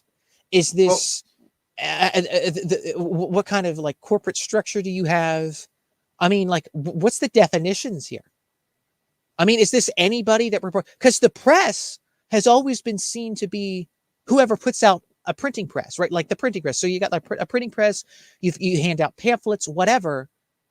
You're just automatically press as soon as you start doing that. See, no, the interesting thing here is when you actually look at this is call for protection for journalists' rights. And when you see here, it says, if passed, reporters will be protected from being compelled by the government. So they're not really like changing wording. That would be the question for me. Anybody that has the credentials to be. Exactly. You have to have a licensure, you have to have credentials, and then if you're outside of that, you're not pressed, so then we can raid you and take away your stuff, and you don't have the right to report on anything, and the government can just shut you down. Oh, by the way, the Obama administration already put out an executive order that repealed, or no, it was the Congress, and then like they put into law, whatever, about how the press is allowed to propagandize the American people via, of course, the CIA lackeys that are within all of these media outlets. That's now legally accepted in the United States. And so all of those people would be protected by the very people like, so the CIA wouldn't be allowed to steal the papers and effects of the people that the CIA put in to talk to you on the TV, in essence. It's just a giant revolving door.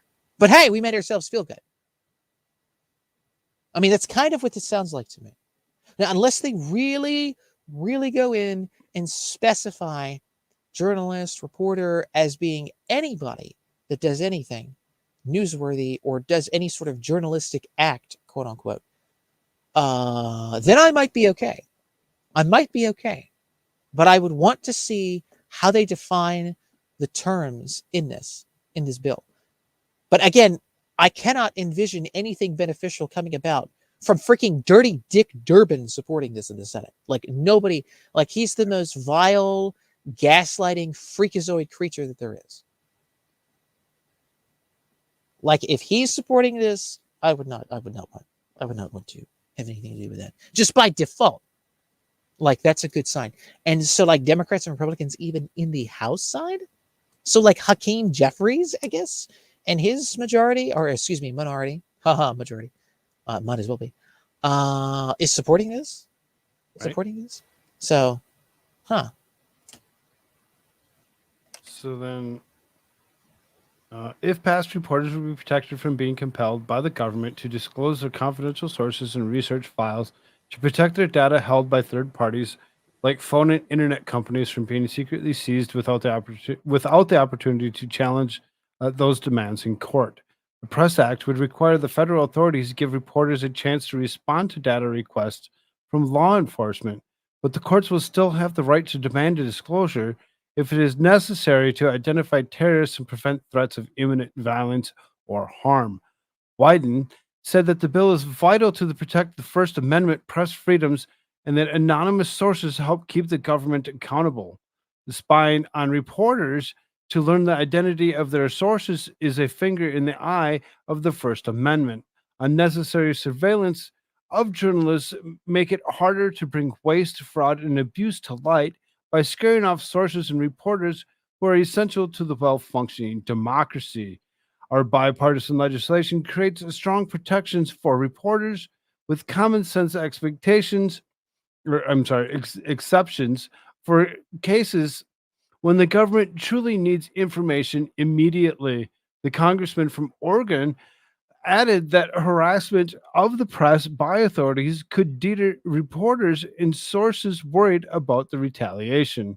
The First Amendment's guarantee for free press is fundamental to holding politicians and others in power accountable, said Durbin. Dirty Dick Durbin. Mm-hmm. Mm-hmm. Let's get his official title in there. You did actually catch at the very beginning that they actually tried calling him Richard Durbin, right? But I immediately called it the way it was, Dick Durbin. Journalists rely on sources to ensure the public has a full story. I'm joining my colleagues in reintroducing the Press Act to ensure that journalists have the necessary protections to speak with their sources and do their jobs effectively without undue government interference. Lee said the act would preserve the public's right to access information so that representative democracies can function. Do we really have the right to access the information, though? Because, sometimes we have to actually watch the kind of words that we actually use, even here on YouTube, when it comes down to any of the information that is out there. I've been skirting those lines for the last few weeks or whatever, and actually, trying to keep myself from actually being yeeted yet one more time. So I mean, I do what I can to actually, keep myself, somewhat, I guess, controversial. In a world where information is power, the role of reporters as truth seekers and watchdogs cannot be understated. Recent events, however, have cast a chilling shadow over their pursuits. Law enforcement agencies have restored the clandestine tactics, subpoenaing emails and phone records in an effort to unmask confidential sources, said Lee. Not only is this legislation imperative to shield journalists from unnecessary government surveillance, but is also necessary to protect the public's right to access information, hold their elected officials accountable, and actively participate in representative government. We must seize the opportunity, ensure that the Fourth Estate remains I can't even say the word, indomitable force in its quest for truth. Yeah, So it says indomitable. Indomitable, yeah. No federal protections exist unable for to dominate. reporters' privileges. Although 48 states and the District of Columbia have some form of shield law to protect reporters' privileges, there's no shield law on the federal level.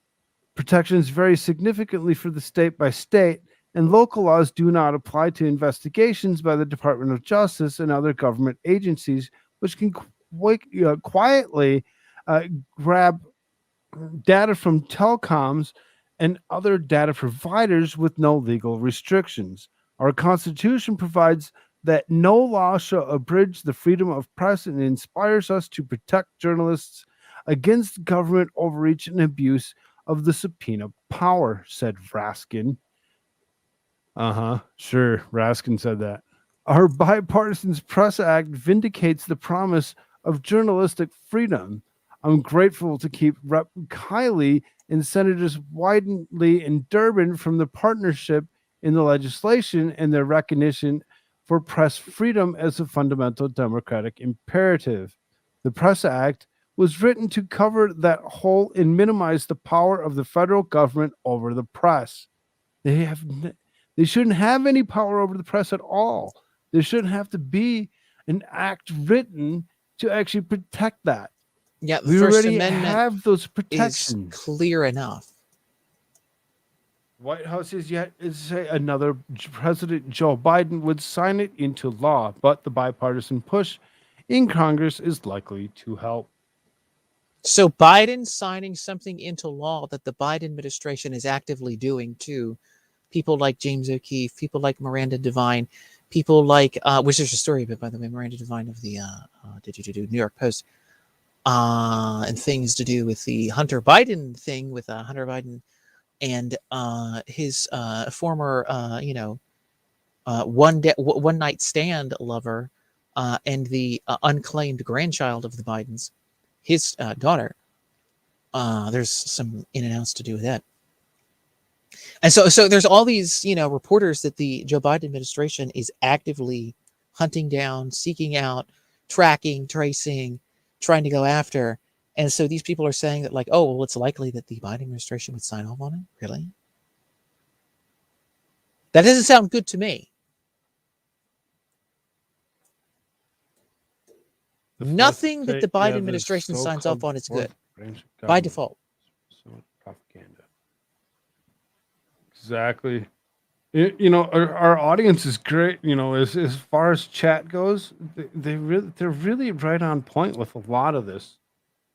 Rogue Thought says Trudeau attacking independent reporting and defining it to mean only mainstream news, which is funded partially by the Canadian government. Not surprised this is happening here. You know, as far as that goes, you know, we do have quite a few people that actually listen to the show that actually come out of Canada. One in particular of Suzanne herself, you know, actually going to the point to actually point that out. Already pulling this BS as journalists is not part of the government. Show mainstream media, they're not counted. It's really kind of horrible to actually, you know, think about.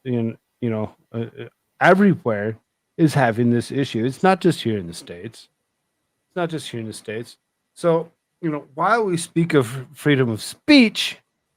Oh, by the way, with Canada, you know, just to let you all know, like, your entire country is literally on fire. And the entirety of the United States, almost the entire continental United States, excluding a few states and portions of states, is underneath of a plume of smoke. So mostly from like the Mississippi River and east. This side of the country, we're really not dealing with it. Well, I mean, it's not as severe, right? I mean, it has let enough, but there's still smoke, even in your area, Senor Hoover. There's smoke at a higher level. Like, it's still, it is still there. But like, this it's smoke actually is still dissipated present. for the most. This whole, 3,600 feet above sea level that we are, it really seriously isn't so bad. It really doesn't smell and doesn't look like it's actually something. And I know there is some, but it really doesn't look like it. I mean, because like I was we looking actually have recently clear at like some skies for guy. most. Well, yeah. I mean, it's not like literally like, taking out your sky, but like it's I saw from like Not satellite like it did in imagery. New York, right? Well, no, not like that, obviously, but like from satellite imagery that I was looking at, some guy was going over it. What's his name? Dutch. What is his name? Dutch something, whatever on YouTube. And he does like earthquake stuff, but like he also will do like natural disaster things and phenomenons and things like that, and other weird phenomenons and such. And he was talking about that happened in nature, and he was talking about some of this, and he was showing satellite imagery, and he was showing where like the entirety of the continental United States, excluding just a couple of states, is underneath of smoke. Like the entire, like everybody, like there is like from like obviously like the higher levels of the atmosphere. I like Rogue Thought. It's just smoke everywhere, so it's kind of amazing. Climate change is selective. Isn't the science fun? Sarcasm level 10. Yes, exactly. Welcome, Lorraine. Good to see you. Glad you're here. Hey, Rabbit. Oh, hello, Rabbit. See what I did there? Mm-hmm. The sunrises and sunsets have been very colorful in the last few weeks with the fires. The ones that all started at the exact same time, dozens of fires at once. Total coincidence, right? Oh yeah, and like the month before, we showed that. Yeah, exactly. Oh, you showed how they all started at once for the satellite image? Yeah. I actually showed that tweet that was out there of all of them from the satellite imagery of all of them miraculously started at the same exact time. Oh, and we all do spontaneous combustion. Usually comes in patterns like that, right? Oh yeah, totally right. And we all do remember the train cars with like how many tons of ammonium nitrate that just like kind of poof, just disappeared. Do we all remember that? Mm-hmm. So I mean, hey, like all of these giant smokestacks just like popping off all at once, kind of looks like, I don't know, like an explosion, a giant fire being lit off at once, just a giant plume, and then like lighting it all off. I wonder. I mean, just theoretically speaking here, if someone was to use allegedly ammonium nitrate to do that, I wonder what would happen.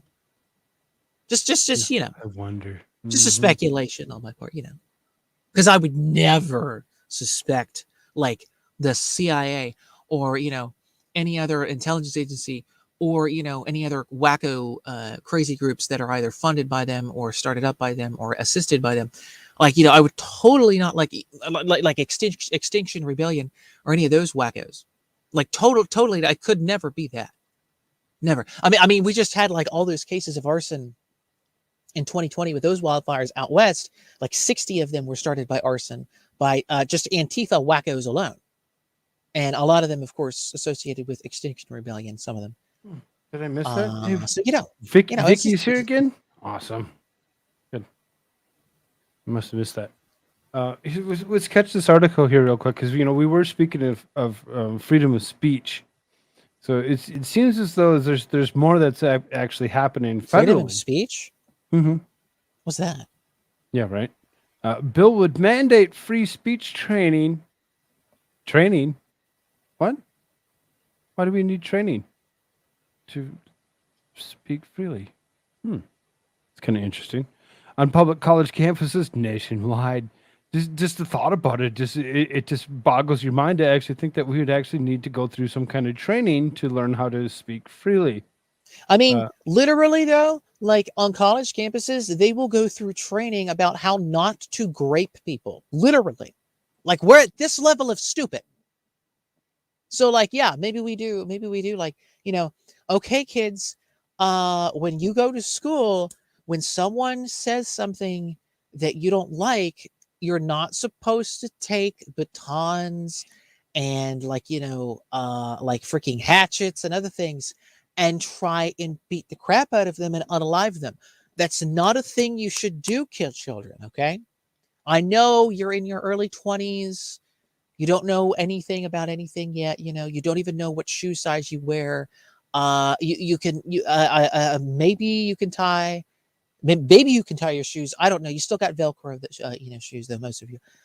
So I mean, I understand this. I know this, but you don't need to be running around graping people. That's probably not something you should be doing. And definitely don't try and unalive people because they said something you don't like. I mean, that's the level of stupid we're at right now in college campuses. Right. If you have any smarts about you, ladies and gentlemen, don't take your child to college campus and drop them off and be like, okay, like go study something. Don't do that. Don't do that. Because they will either become a leftoid or they might just die. I don't know. Or excuse me, unalive. Here, let me correct myself real quick. It's all right. Don't worry about it.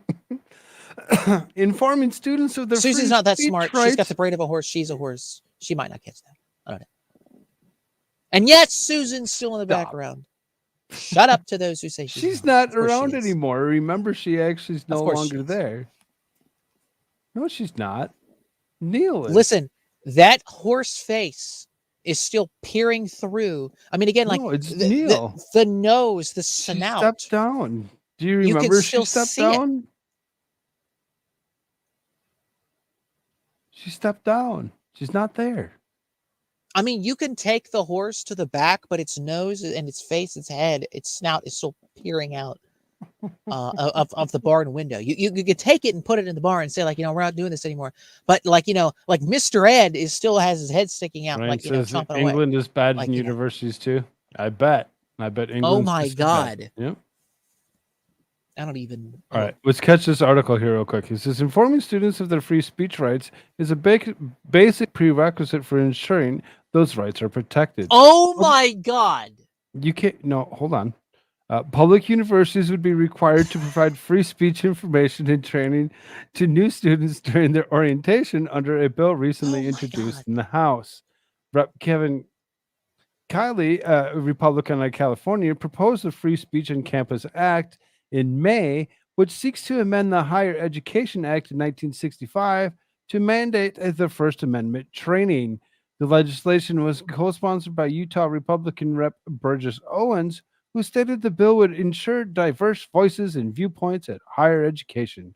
The proposed amendment would require public institutions to provide a written statement and educational programming to new and transfer students in their right under the First Amendment to the Constitution. The programming must affirm that the importance of the commitment of the institution to freedom of expression, as well as include assurances that students and individuals invited by students to speak at the institution will not be treated in a manner that violates their freedom of expression. The proposal also would require public universities to publish online descriptions of policies, procedures, and protocols of the institution that protects freedom of expression and prohibit exclusionary behavior. Kylie told the College Fix he expects the bill to pass, noting that when he served in California legislature, he authored similar legislation that co-author who represented the San Francisco Bay Area. I worked across the aisle to receive strong bipartisan support for the bill at the state level. I look forward to doing the same with my colleagues at the federal level for Free Speech on Campus Act. Informing students of their free speech rights is a basic prerequisite for ensuring those rights are protected. This bill is one aspect of broader movement to return to the culture of respect and tolerance towards diversity of thought in higher education, he said. Chairs Trump, president of Speech First, an organization that works to protect students' free speech rights, said she supports the measure but is not sure how much bipartisan support it will receive. Efforts like these won't get anywhere in our divided Congress, but I applaud the effort, Trump told the College Fix via email. Trump argued that colleges attempt to indoctrinate their students and praised the bill for attempting to counter that. From the day students step on campus to the day they walk on stage, higher educational institutions indoctrinate students at every step of the way. This, at least, is a step in the right direction, she said. She said claims by campus leaders that they protect free speech and freedom of expression ring empty. Across our nation, free speech has been pushed to the wayside in favor of censorship and coercion. We've seen plenty of higher education institutions that say they support free speech, but what have they done? There you go. Well, Koolfrogg, I believe you were just caught assuming someone's gender there a little earlier. You were about to like do a Trump impersonation for someone who had a last name of Trump. It was actually a lady. And you just assumed Trump that the argued gender that the colleges attempt to indoctrinate. That was his word. Yeah, but isn't this a she? That was his word. I used his word, and I used like his screw it, voice. like, isn't this? That's his word. That's not hers.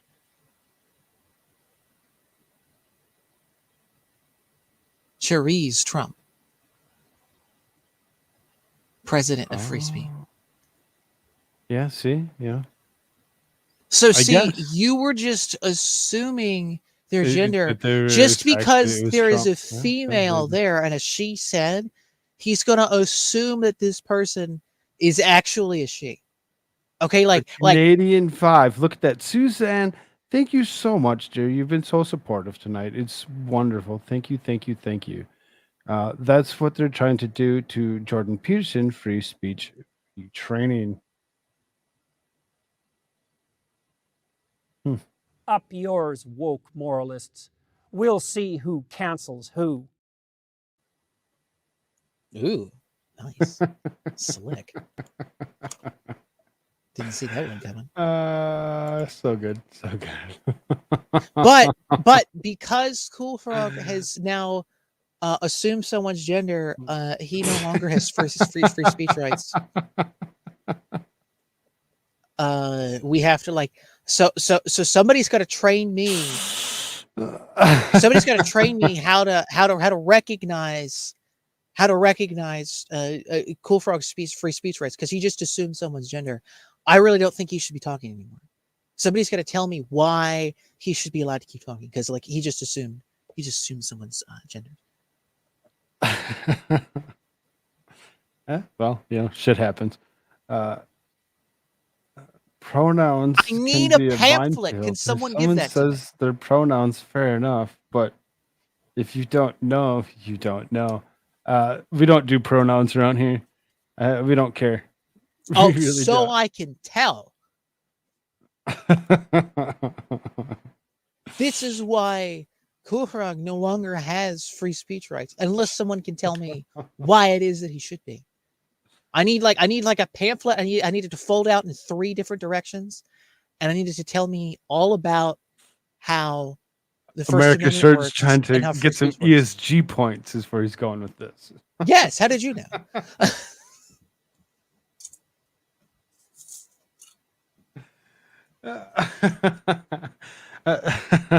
Rogue thought. America Shirts, you start the struggle session, then you lead Koolfrogg to re-education camp. Yes, exactly. That's exactly what you do. Excellent Maoists here. We've got the Maoist Chinese vibe going on So here. good, so good. Fantastic. There we go.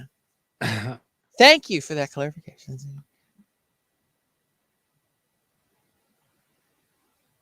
How do you feel about this? General Millet is out.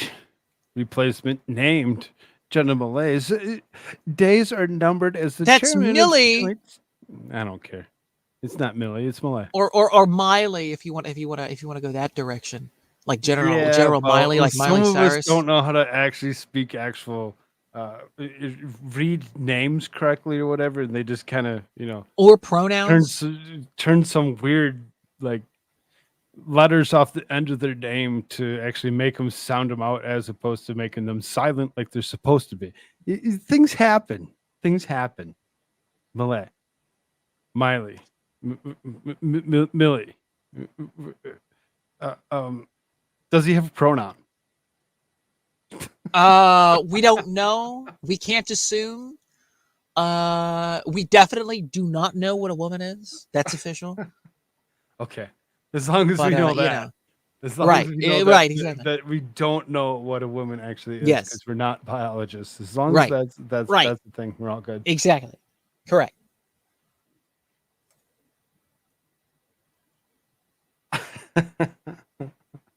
I love chat. I mean, his girlfriend, the Rachel Levine, the rear admiral of the whatever degenerate board of the Biden administration, whatever the hell, is I mean, they go by a she, so. So Millie, anyway, guy's out, gone, finished, finito, no longer. We're going to actually usher in a new person. So we have all been wondering who among the favorites would take over. Now we know. It's going to be Air Force General C.Q. Brown Jr. Only one problem. Brown is definitely qualified. The man is an F-16 fighter pilot with about 3,000 hours in the box, about 130 of them in combat. He has excelled in every leadership position he has had. He does not support using government funds for abortions for military members in states where abortions have been deemed illegal. There's literally only one stain that we may have to worry about, and that is the diversity push. He has an interesting take on it, but I still believe the best man or woman should always get the job. On his stance on diversity, he stated, it was almost like in some cases in the past, when you talk about diversity, folks were afraid to bring it up, and they didn't have a slate of diverse candidates, or there wasn't an African American, Asian American, a woman at the slate. Now it's almost like they've got to be on the slate and be considered. And so, as the institution and as a nation, we are more apt to talk about diversity more than we have in the past. Now, we've got to get past talk. It's what we do. It's how we actually bring in individuals and give them the opportunity. He added, I hire for diversity because they all bring a different perspective, which makes my decisions that much better because I hear different sides of the argument. They all see it differently, you know. Hearing from all of these different groups provides a perspective, you know. I didn't think about that part. It makes us stronger as an Air Force, and I think it makes us stronger as a nation as well. I doubt that would be enough to block him and would expect that just about everyone in the Senate will approve his nomination. This man right here. He's the man for the job. How do you feel about that? He's a diversity thing, you know. So we actually put him in place for a particular reason. The same reason that we have Kamala Harris in her position. Right. The token. Other than the fact that this guy is actually, you know, potentially qualified for the position for the first time ever.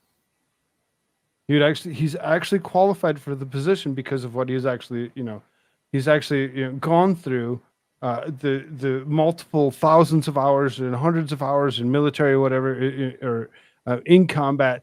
He's actually legitimately maybe the right person for the job. For the first time ever, Joe Biden has somebody that is actually qualified, as opposed to just going off of the diversity thing. But this guy goes ahead and actually goes with the diversity thing. I mean, if that's even true, a lot of good that did him. Right. Because if he was already qualified, why would he feel the need to bring up the diversity thing? There's no need for him to say a damn word about it. But he went there anyway. Yeah, you know, General Milley, he wants to understand white rage. You know, he wants to understand white rage. Why the white? Why whiteys? Why those gringos? Why do they rage? As though he's not a white person. Oh wait, he knows he is. That's why he's either stepping down himself or being forced out, I guess. So that's the last of the politics. Now we move on to news. Usually the news, we kind of go a little bit quicker through it. It doesn't take as much to actually go through most of it. It's usually shorter stories, which makes it a little bit easier to actually skim through. Let's not take 20 minutes per article. Let's take maybe 2 or 3 minutes per article. There's still quite a few to go. So they found a man who has been orchestrating the endless migrant caravans. Since Joe Biden took office, the borders have been flowing like water in a faucet. We know the big money behind this, and we also know there are organizers. What we did not have, even though they have the same great ideas, is the names. But that has just changed, and at least to some extent. Moving migrants. I have long suspected that George Soros is funneling money to groups that are helping migrants. Soros being Soros, he would be the 20 levels removed from any such direct links. It's not the case for Luis Ray Garcia Villegra. Villegra has been spotted leading several different caravans to the border. He also happens to be a record of alleged kidnapping and conspiracy data back to 1997. Villegra, they added a letter on that one, has been pushing migrant caravans over the border since September 21, calling it his mission. He stated, "We are evangelical Christians. We try to help people least protected, especially women and child migrants. Simply, we apply what is in the law." Oh my In God. his previous record, Villegra stated, "They falsified evidence, falsified signatures of public ministries. I verified it with expert reports on documents. In addition, Amnesty International, Christian Action for Abolition of Torture, the World Organization Against Torture in Fray Bartolome de la Casa's Human Rights Center, demanded my release from the Mexican state. And despite this, I was stigmatized as dangerous, and they took me to maximum security prison until the IAHCR, Inter-American Commission of Human Rights, demanded my freedom. Vallegran initially appealed that repealed the decision and had his sentence reduced to 38 years, as well as being acquitted for conspiracy. He was released in 2010 in the claim that the state government was tortured, illegally deprived of liberty by the then state judicial police, and was subjected to improper legal proceedings. He helped fund his new organization with reparations that were paid to him from aforementioned case. So there seems to be that there's this guy, this Villagran, I guess that's his name, not without the N. Maybe it's supposed to be the other way around. It looks like they only put it, they didn't put it here. They didn't put it here, but then they put it over in the rest of them. So I really don't know the exact last name on this particular person, but this particular person has been actually conducting the caravans of people that have actually been coming across our southern border. I mean, we do know what this is, by the way, too, right? Like we do know what he's actually helping and assisting in, right? When he says we're going to help women and children, and he says he happens to have a record for alleged kidnapping and conspiracy. We do know what this is, right? This is called human trafficking or child sex trafficking, in other words, is what this is called. Funneling it across the border. There's a whole movie coming out about this, and there's going to be a documentary series coming out about all this stuff, about Operation Underground Railroad. Tim Ballard is his name. It's going to be fantastic. And that's all. This is a whole other discussion that could be had about all of this. Which I have been, it's not YouTube friendly because of YouTube. But this is definitely a discussion that needs to be had. And I've been everybody that's but here, anyways, but everybody that's that's here that's listening. But Rabbit is telling the truth. We have different opinions, but we still respect each other. I don't care what your opinion is. You have the right to your opinion. We're not going to tell you that you can't have your own opinion. Please share anything that you wish to share. We will actually go along with that as much as we possibly can. What is this? Excuse me, it's ma'am. It is ma'am. Oh, this person. That person. anyways. No, you're good. So we'll kind of move on just a little bit here. Mom says state murdered her child as California malls bill forcing parents to affirm trans kids. So this mother's accused the state of California of murdering her daughter in the legislature. Legislators considered a bill that could deny parents custody if they refuse to affirm the chosen gender identity of their minor child. Now, we actually covered this bill within the last week or two or whatever, where they actually had come across and actually passed something saying that California's parents have no right to tell their children that they can or can't choose their own gender identity as they're growing up. And if they do, the state has the right to actually take the child from their parents and allow them to do it as they please. Now, you have to also remember, out of the state of California in the last week or so, there was a couple of children or young adults now, whatever, that are actually coming out and actually fighting against this because they did exactly that. And they got their bodies mutilated, had massive vasectomies, as well as different types and forms of surgeries or hormone replacements or whatever, where they're actually finally coming out and saying, though I felt like that at one point in time, now I feel like I want to go back to what I was, and I can't. So for the state of California to step up and actually do what they're doing is disgusting in itself. Now, and we all know what this is too, by the way. We all, I mean, they're disguising this as like, oh, it's like gender affirming care. We're really trying to care for them. No. This is state sanctioned forced sterilization of children at mass. That's exactly what the hell this is. Mm-hmm. This is forced sterilization. They want to sterilize your children before they're old enough to be able to do anything. So there is no more kids. That's what this is about. That's exactly what this is. Make no mistake.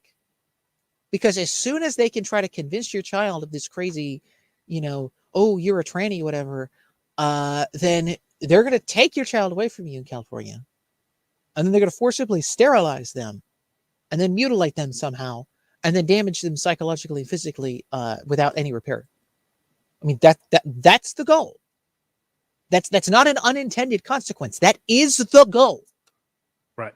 Right. Exactly. Again, as I said earlier, folks, let's start living in the real world. That is exactly where they want to go. Let's start living in reality here. They want to do this. Right. So then, or else I'm they not wouldn't be going to writing read this whole article. I'm going to read this portion of it. This is the portion that actually came out of the UK Daily Mail that Breitbart actually cut. So this is CPS took my daughter when she was 16 years old.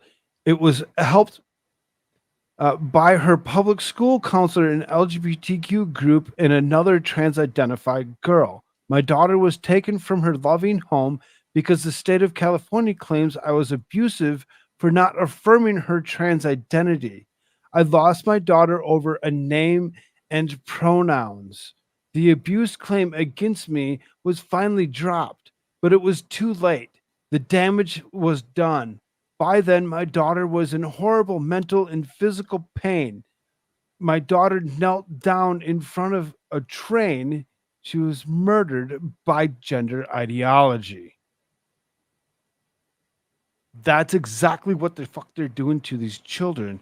They're actually going to the point of actually creating something that isn't necessary. It isn't necessary in any way, shape, or form, but when it comes down to it, I guess.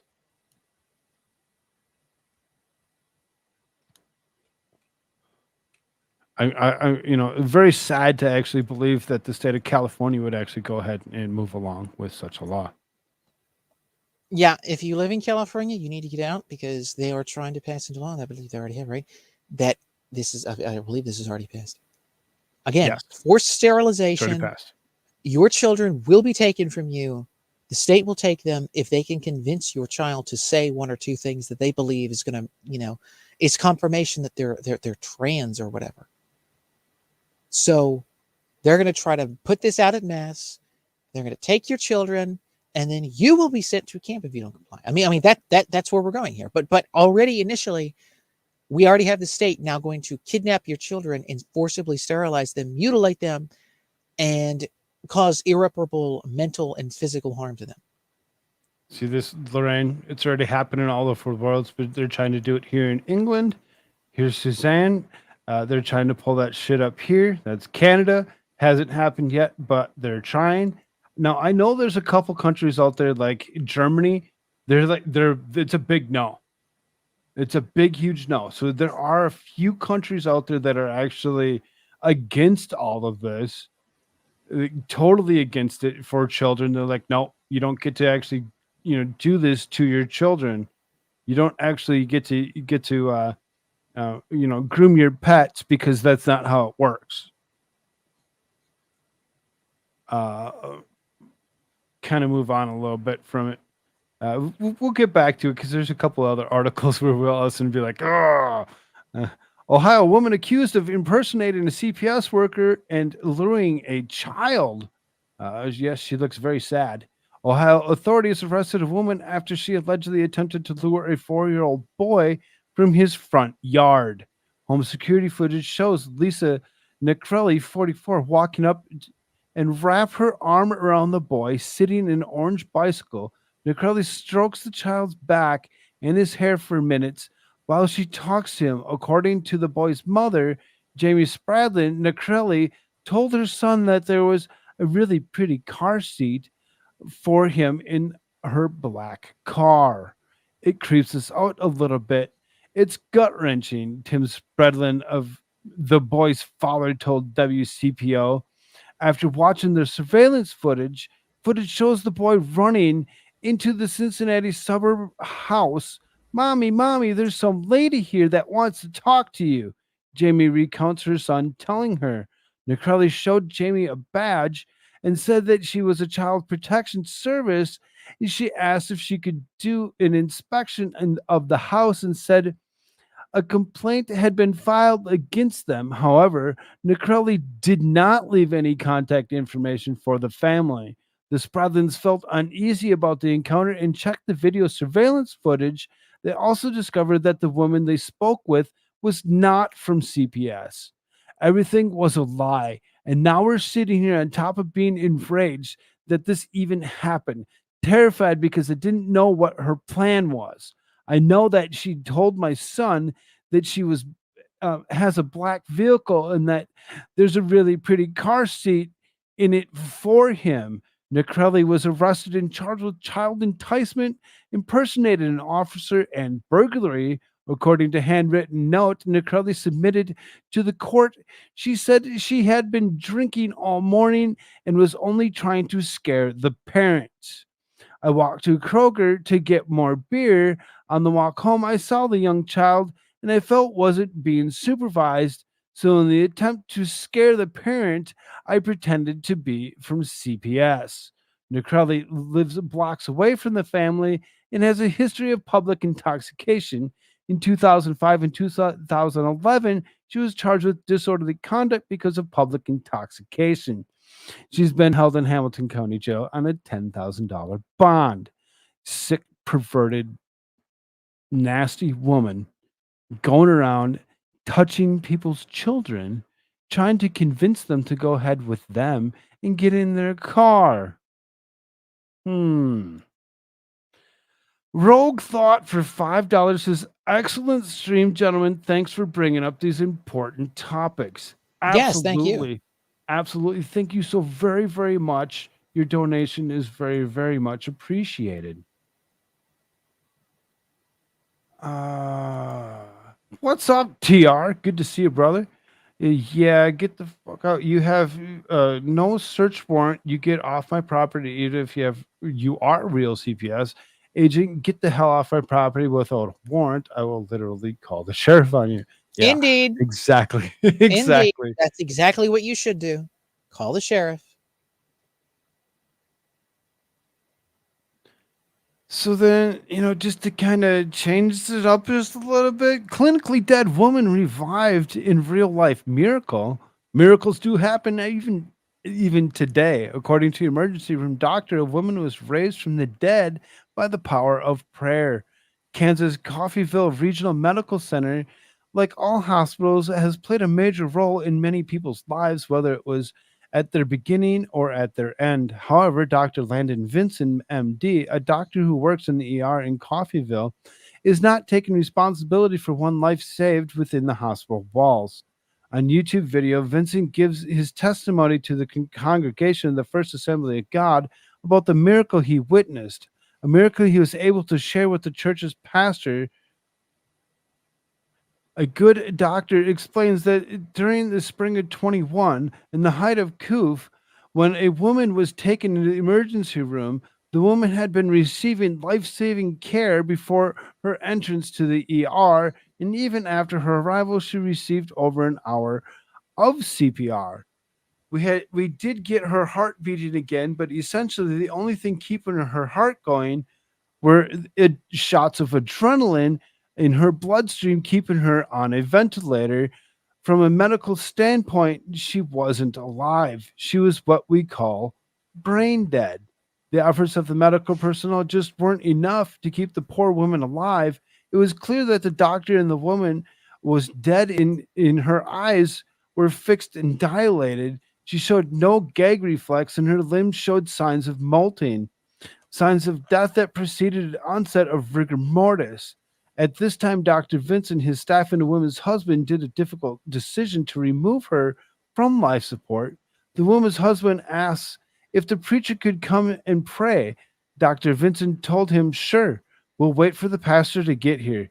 Out of respect for the husband's wishes, they would wait to remove her from life support until after the pastor came. It didn't take long for the priest to arrive at the hospital. He was not informed of the woman's condition. He simply walked in and began to pray. He began to pray over her, and the doctor explained in the video, my head was bowed. There was a nurse in the room. Maybe just a couple of minutes into the prayer, a machine began sounding an alarm. I thought it would just turn off and would be distracting. When I looked up, spontaneous breath began coming back. I saw a hand moving on this woman. The doctor continued to explain that he witnessed, or what he witnessed. He said that he watched as the pastor prayed over her. He even began to ask her questions. To the doctor's amazement, the woman started to nod her head in response. The doctor continued explaining, kind of a lengthy little statement from the doctor. When it comes down to it, it pretty much repeats everything that we just read. It's an amazing feat when it actually comes down to it on what prayer can actually do for almost anybody. It seems as though we've kind of lost that quite a bit in the recent past. There seems to be so many that actually kind of overlook that power of doing such a thing. When we actually talk about the power of prayer, we actually talk about it as, you should actually pray for people for the best outcome, for the best of almost anything.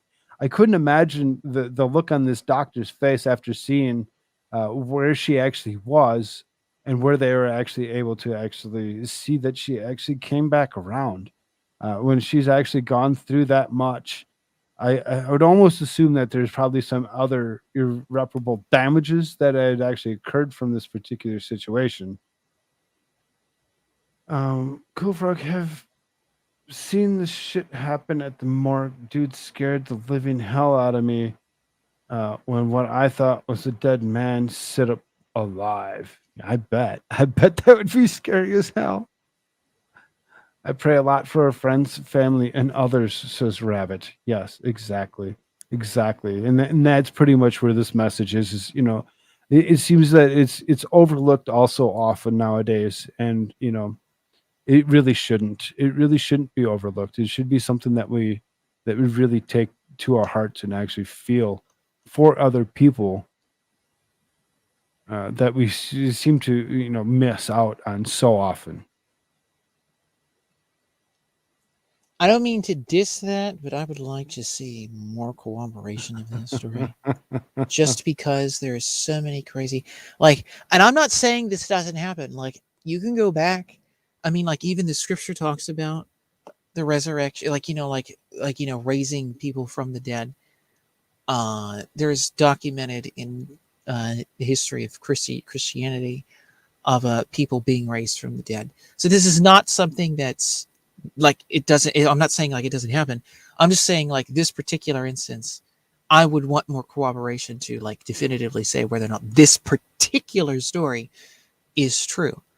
But your point is not, if it is true, even if it's not Right. your point you're trying to make isn't dissed. Right. But It just isn't the about example itself. her in itself. It is actually, there was a larger message to that.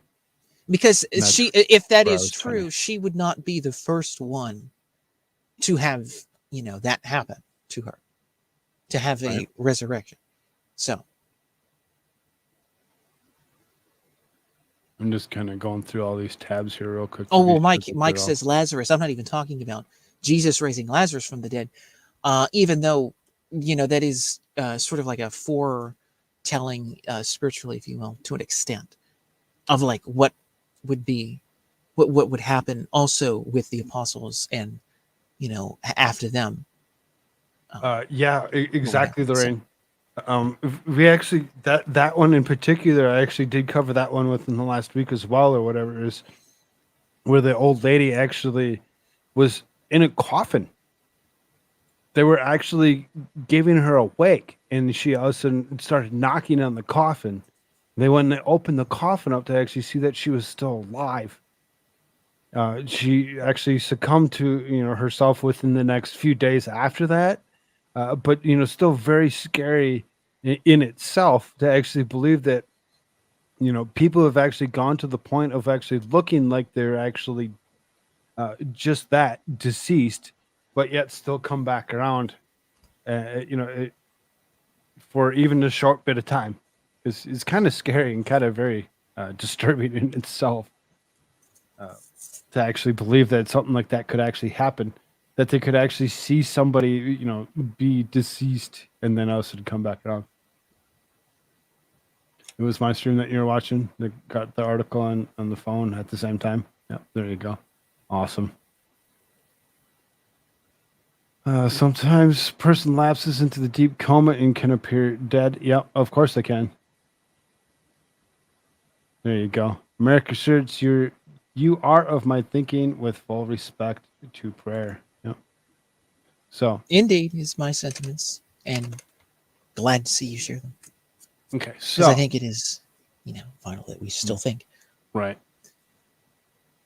exactly. So as we actually think about that, about the prayer that needs to be had, and that was the point. That was the point of that, was actually Right. to pray for people and the stuff that they actually have to go through. So then, to kind of kick it up or whatever, when we actually think about it, maybe we can put every single one of these people in our prayers when it actually comes down to it. So Janae Edmondson sues City of St. Louis and driver Daniel Riley after she lost her legs in a horrific accident in February that was preventable. A Tennessee volleyball player was walking in downtown St. Louis City in February after a volleyball tournament with her family when she was struck by a car. Janae Edmondson lost her legs after she was pinned to another car. Janae had a scholarship to play volleyball in college. It was a horrible thing to happen, but it was preventable. The driver, Daniel Riley, was supposed to be on home arrest. He violated his home arrest over 100 times and should have been in jail. But former St. Louis Circuit Attorney Kim Gardner allowed him to run the streets. Daniel Riley was previously arrested in armed robbery, but Soros-backed prosecutor Kim Gardner and her team did not show up for the trial. They later refiled the charges, but put the defendant on GPS monitoring. But the GPS monitoring went off 40 times before the crash, and the Soros prosecutor's office did nothing about it. This is not an isolated incident. There was a shooting that had occurred on a camera in 2020 where a car crashed in the busy St. Louis City intersection.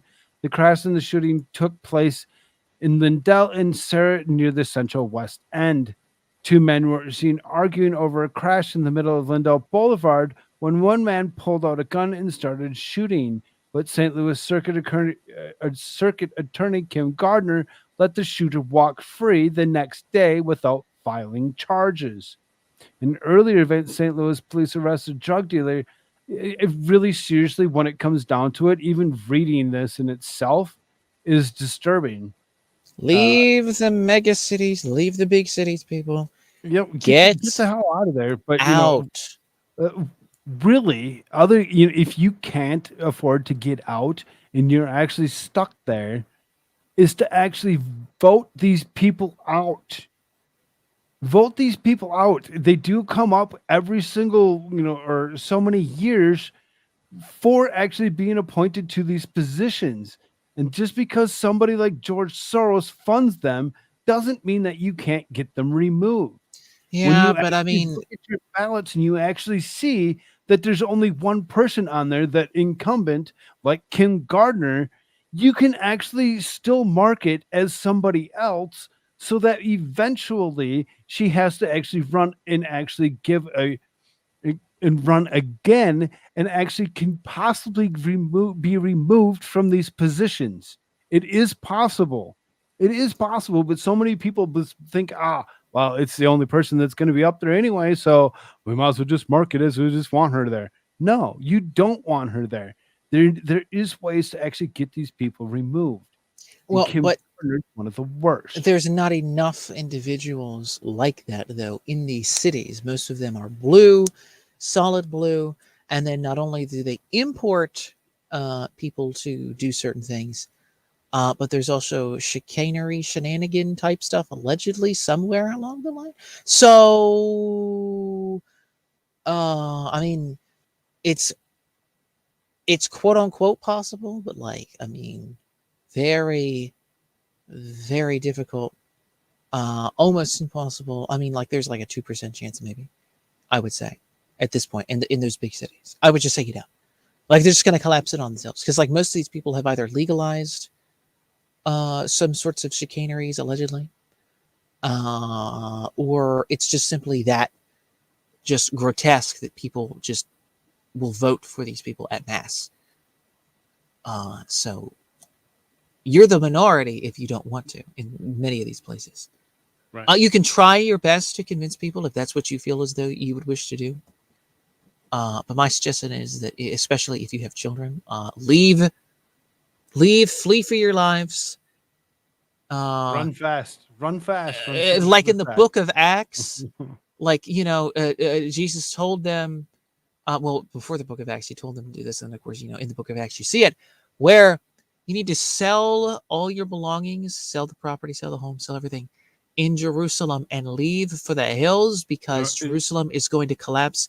Get out. And to actually reiterate his point of get out, before I actually moved here to South Dakota, I was actually living out of St. Paul, Minnesota, one of the larger cities. And some 285,000 people. We kind of moved out into a suburb for a short bit before we were able to actually make it out of the cities itself and actually get to somewhere better, like here in South Dakota. It really, seriously, it's very, very disturbing to actually think that people think it's all right to continue to live in these big cities. And here's another one. Another big city, Boston. Kids, drugs, toys. Dead man in South Boston apartment is sickening. It's not that long of an article. It's really not. This is 4 children living in squalid conditions while being hidden, and the first responders were found in an apartment filled with alcohol, drugs, and sex toys. The dead man, according to the incident report and outraged officials, it is sickening, said at-large City Council Michael Flaherty. I was informed by people at the scene that there were drugs, alcohol, and sex toys all around the apartment, as well as a dead body on the floor. That fire department report, obtained by the Herald and confirmed by police response, states that the BFD, Boston Fire Department, crew was sent to Old Colony Avenue Saturday morning for a call of a man had gone into cardiac arrest and required medical attention. That address was Mary Ellen McCormick's house, or housing complex run by the city. However, according to the incident report, firefighters found more than just a routine medical emergency. The apartment was extremely unsanitary conditions. Approximately 6 adults who appeared to be males were seen in the apartment. They wrote, saying that subsequently found 4 children in the back bedroom being hidden by the adult male from first responders. According to the incident report, the children ranged from ages 5 to 10. All the adult parties were being uncooperative and did not provide helpful information. All adults present denied having children inside the apartment. Fire crews say they filled a 51A form with the appropriate state agency. A 51A form is available to forward down at the Massachusetts Department of Children and Families in his title report, the children alleged to be suffering from abuse and neglect. The spokesperson for DCF could not be reached on comment for disposition of the children due to the Juneteenth federal holiday, though this agency does not typically comment on their work. The fire crews, according to the incident report, performed CPR on the person in the cardiac arrest who apparently died. The Boston Police Department is investigating. A fire department spokesman confirmed a call came in for that address. It's super disturbing and gross to actually believe that these people, these men, of multiple men living in an apartment with children between ages 5 and 10, and none of them actually believe that they were theirs. Nobody wanted to actually step and say, well, that's my child. Really? How did they end up there? And why are they even there? Reason that I say we need to actually think about prayer, because these children need it. It's so disturbing and disgusting to believe that this could actually be something in any city across this great nation that we supposedly live in. Again, Boston, big city, get out. The biggest place close to me is about 20,000. Yeah. You know, I live in an area that's only like 12 to 14, and there's a lot of brand new construction around this area, whatever, which is going to dump a lot of people into this particular um, city in itself. It's, you know, people are in mass moving around the country to get away from this kind of crap. It's disgusting.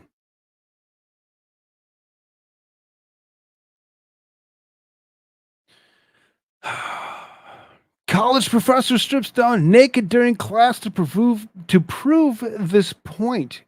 Why? Huh? Really? That's what you're gonna do? You're just gonna strip down right in class? Be like, yes, we're gonna strip down right here in class. A professor from the University of Cambridge is facing a barrage of backlash. That's it. You know, criminal charges, maybe. You know, harassment of any kind of. Really, who wants to see that? Nobody wants to see this lady after she used her naked body to deliver a political message to her students and critics during a lecture.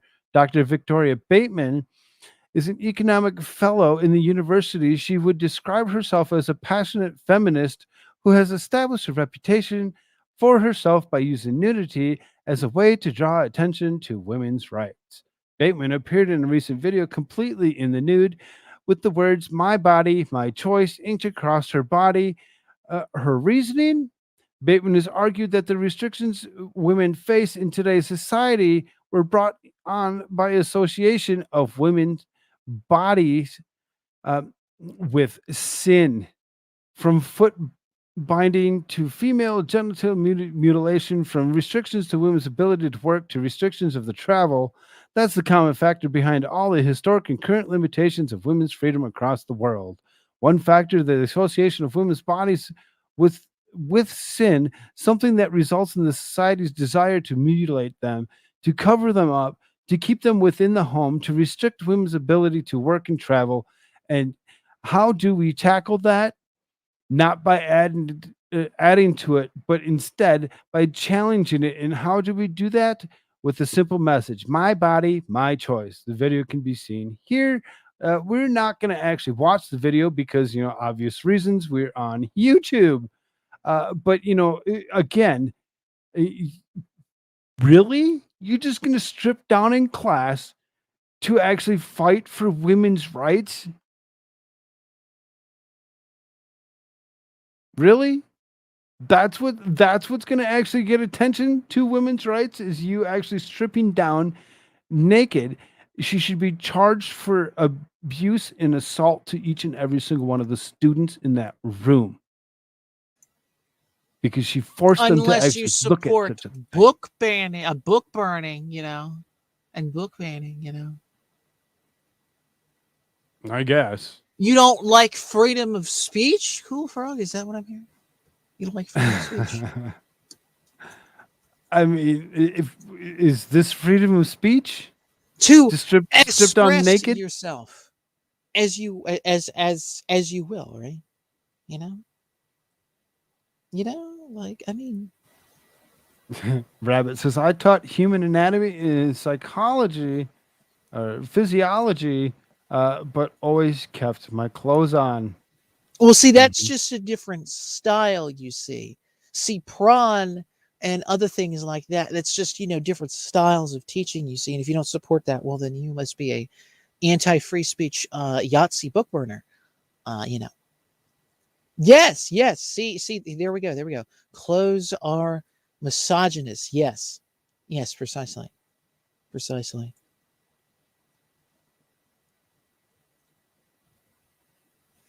Only one allowed to be naked is the cadaver.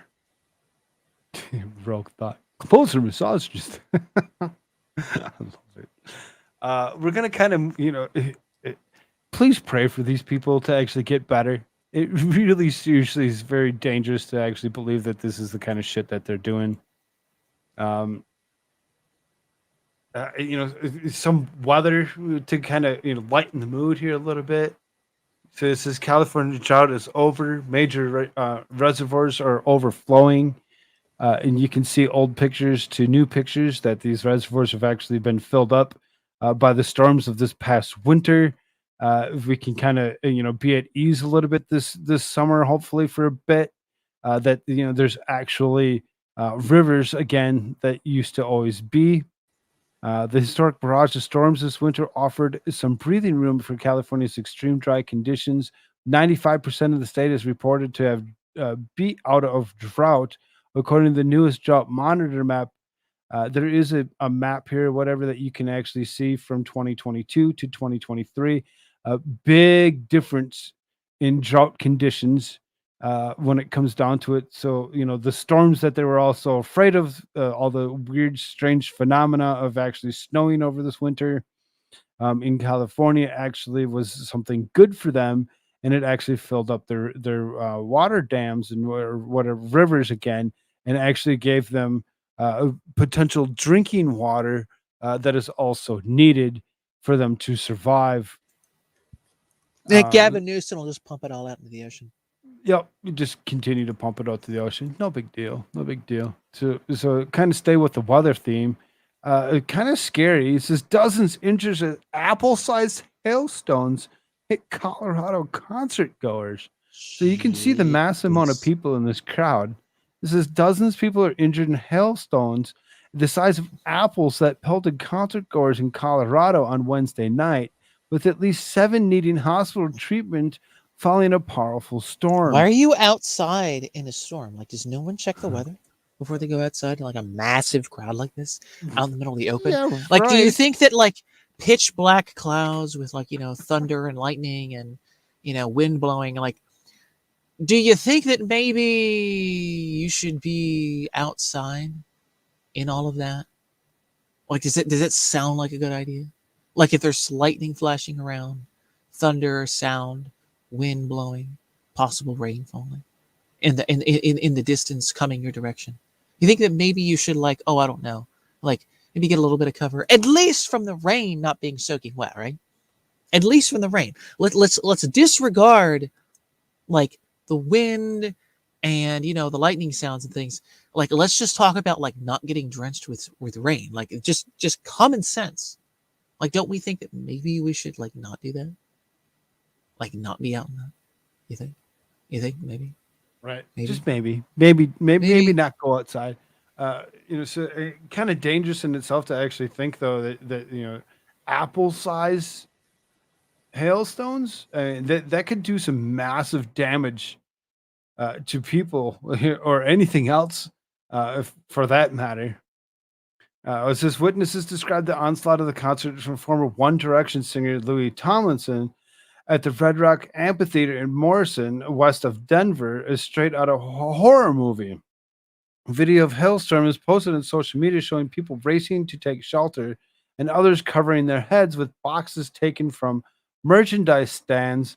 I have bruises and welts all over my legs, or back and legs, concert attendee Jesse Thompson wrote in a post. Another concert goer identified as Denver Gazette as Nicole posted similar account. It started pelting people with hail, and I likely found shelter under a sign. I am bleeding and have huge bumps on my head from the hail.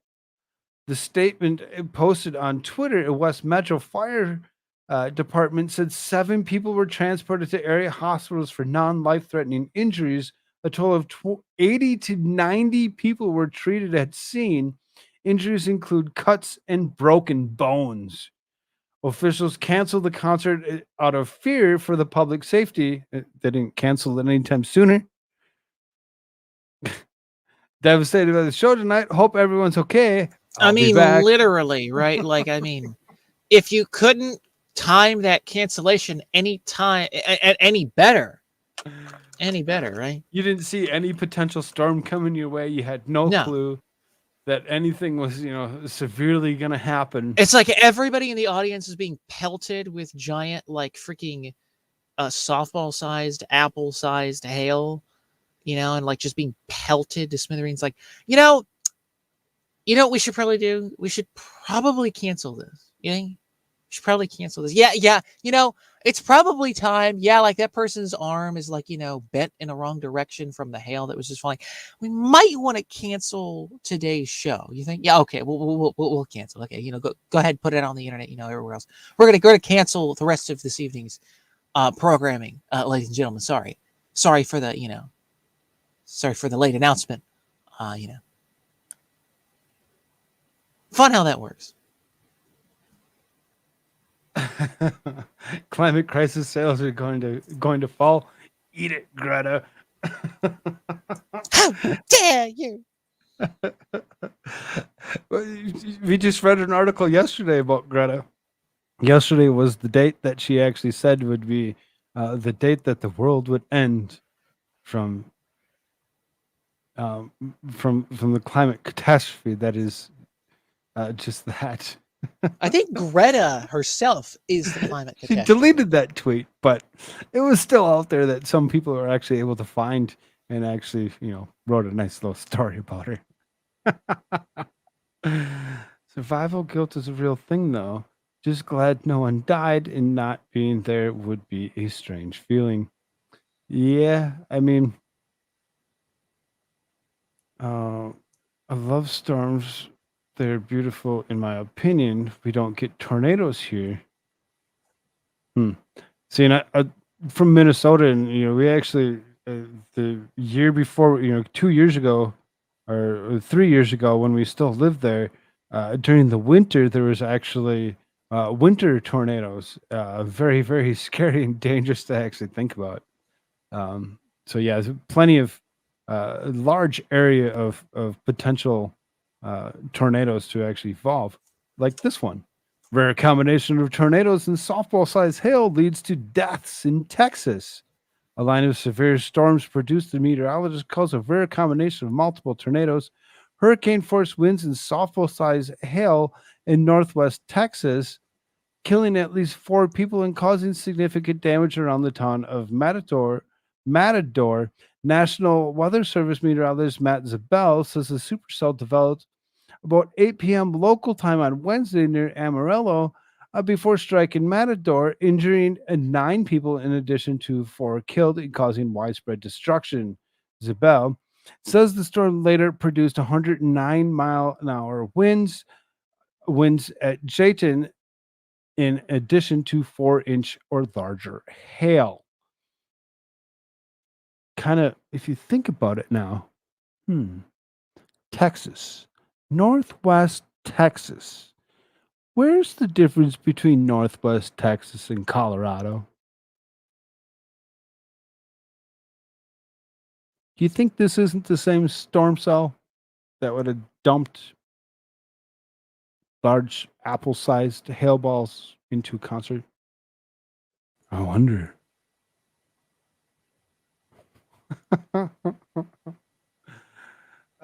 Something a little bit lighter here. Here you go. Guests spend 603 nights in a 5-star Indian hotel without paying. Huh? Really? Indian police are investigating a suspected fraudster who spent nearly 2 years in a 5-star hotel without paying. And Duda booked a room in Rosette House Hotel in Delhi on the 30th of May of 2019, was supposed to check out the next day, but he extended his stay for 603 nights until the 22nd of January 2021, leaving behind unpaid bills of about $70,000 or 55,000 pounds. That's the euros. Accounts are falsified to conceal the actual outstanding dues. Hotel managers also filed a police complaint against several employees for conspiracy, forgery, and cheating, with officials saying that the suspected staff members were bribed to manipulate in-house software systems Rosette House management could not immediately be reached for comment. I couldn't imagine. I've worked in plenty of hotels, so doing night audit stuff or whatever. Haven't actually somebody come up to me to ask for an extended stay every single night for 603 nights. Amazing. I was like, what? How the hell does somebody get away with that? And then not pay for it and get that outstanding bill of $70,000. How this guy's never going to pay that off. There's no way. No way. Another You could horrific. ask Bill Gates for help. Oh wait, he's not allowed in India by law. Anyway, fun fact. The average Joe wouldn't get away with it. Well, whatever that guy got away with it. I don't Well, know. hey, how, Joe Biden but is he not your did. average Joe. Oh wait, sorry. I just we're talking about. So No one F's with a Biden, right? No one F's with a Biden. Was it Anyway. 2-3 weeks ago on a Friday night? I believe it was a Friday night because I want to say we went and played games afterwards. I actually brought up the tiger shark in Egypt that had actually eaten a man alive while swimming in the Red Sea. Well, guess what? It happened again. A tourist is a popular resort in Red Sea coast of Egypt has died after her arm and leg were ripped off by a shark in a horrific attack. The 68-year-old woman is seen onlookers desperately attempting to swim back to shore following a shark attack. Sadly, she passed away in a nearby ambulance from shock. The Sun Online revealed the terrifying video that was filmed by Russian tourists in which the woman can be seen in bloody water struggling to swim back to shore. And while there is a large crowd of people watching the incident, not one individual was seen entering the water to help the woman. Why would you? There's a shark. I'm not going to jump in the water to save you either. Sorry. Reports state that the tourists quickly got out of the water when the woman was attacked by the shark and made attempts to distract the shark from the victim. The location of the attack was Sal Hashish, which is known as a popular bay off the Red Sea coast of Egypt nearby Hurghada.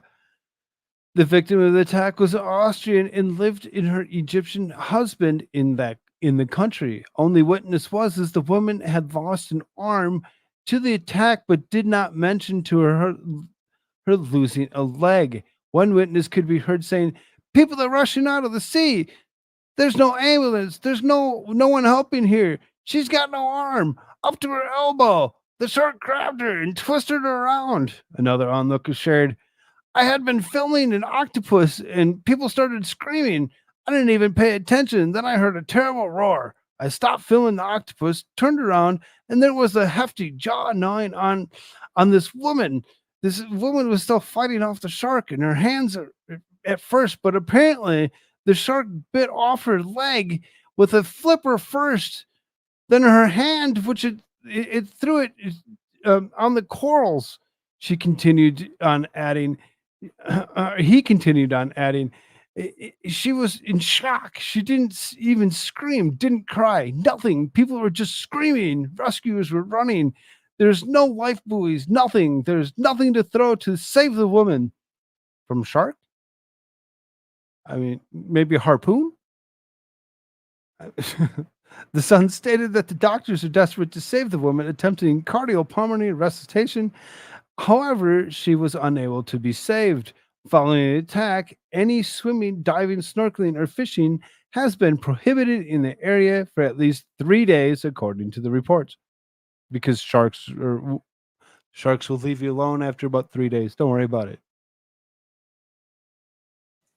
Yeah, Another it's like one. Koof. If you stand X amount of feet apart, like it'll, it just doesn't work. After you take the mask down and eat your food in the restaurant and then put it back up, it doesn't work then.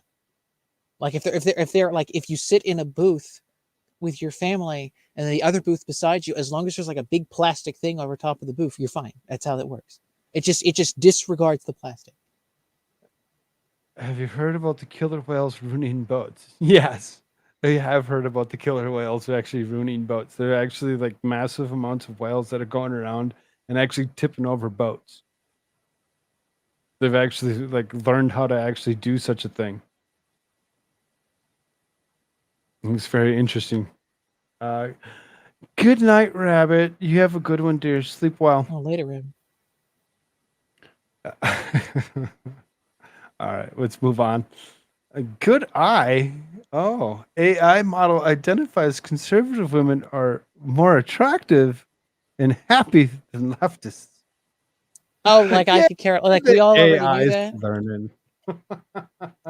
I mean, you've got AI is flaming learning. libtard, crazed, tattooed, pierced, insane wacko who screams all the time and hates themselves and hates the world.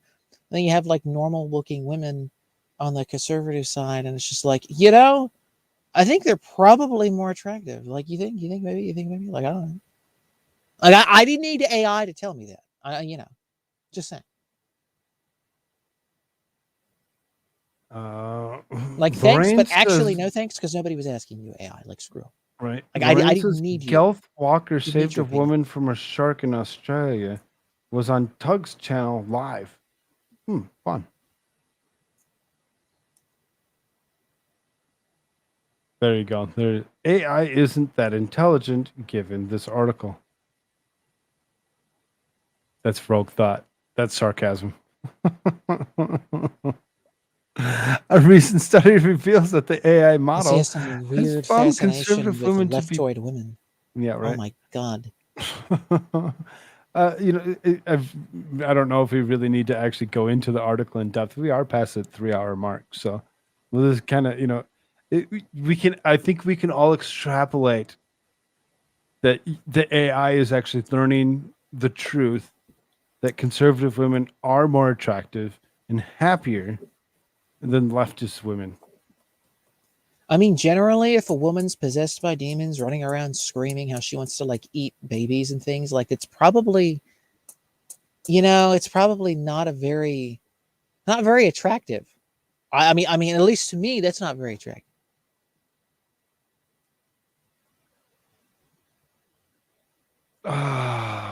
Bud Light slam for new ad aimed at winning back customers. You're not going to win. There's nothing you can do. It's not going to make us feel anything better. I know. Oh, hold on. I need to, because you can't hear it. Oh, we need to hear it? Are you Yes, you definitely need to hear it. For at least a few seconds already, so you get a little bit of context. Come on the music that's actually being played.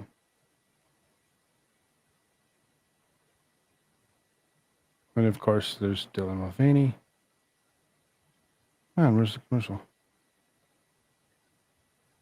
Did they take the commercial away?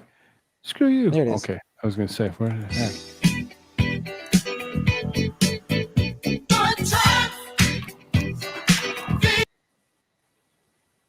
Just so you kind of gets the few seconds of the song, so you know what kind of song is being played, and they're trying to actually play it off that it's a good time to not drink Bud Light. You could drink almost anything else. The time is right. You could drink anything else but the Bud Light. You can see they're actually attempting to do whatever they can to try winning back their audience or the consumers of their beer, which isn't going to work. It isn't going to work. There's nothing you can do to actually save yourself from the ridiculousness of Dylan Mulvaney. Yeah, all of that is fake because nobody's sitting around drinking Bud Lights at a picnic or at the park or anywhere for that matter.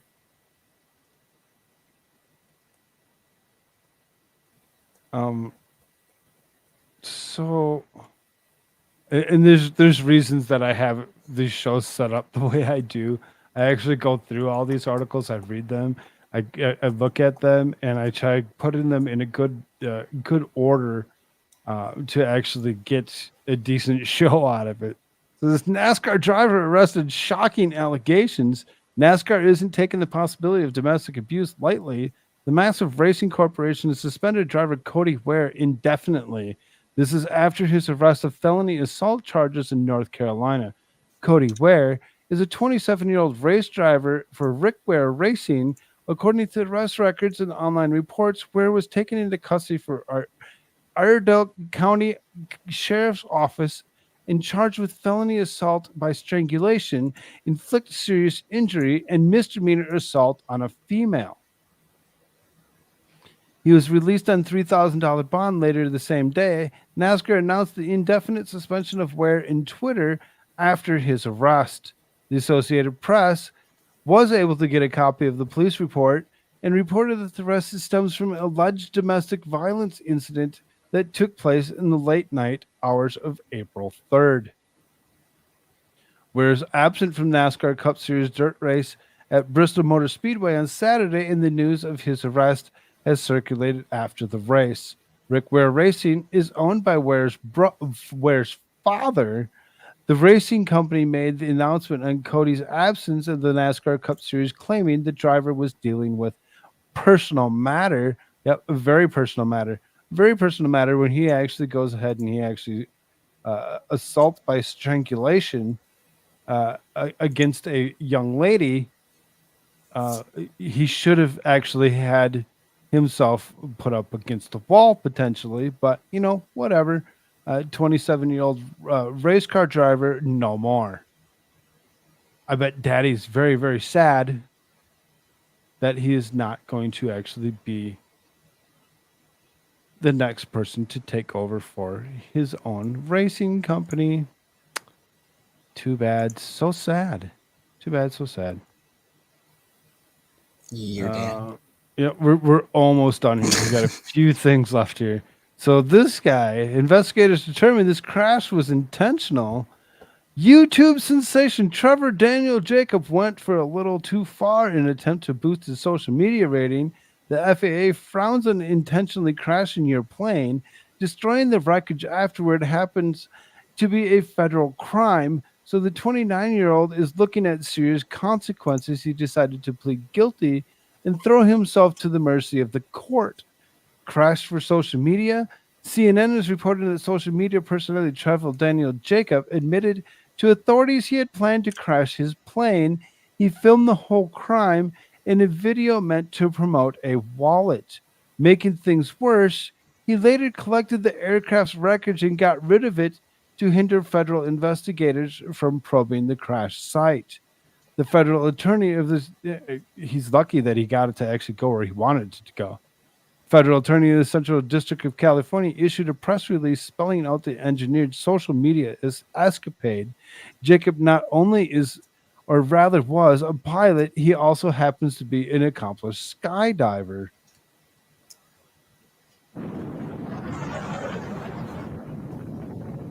Jumps out of his own airplane.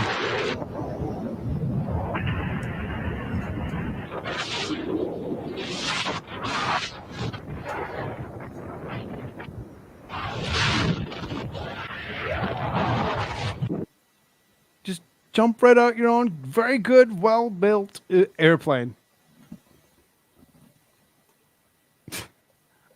I mean, wouldn't you? I mean, wouldn't everybody just like just like freaking jump right out of a plane?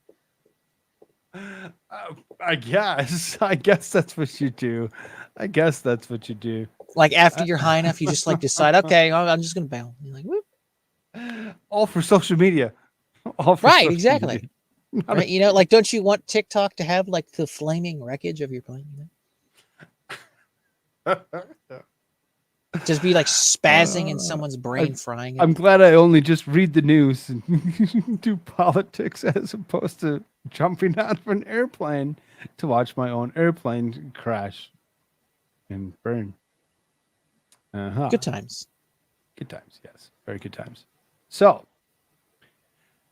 Bible returned to school libraries after being removed for vulgarity or violence due to leftist protests. Yay! So we covered this. We covered this when it was actually removed from Utah schools.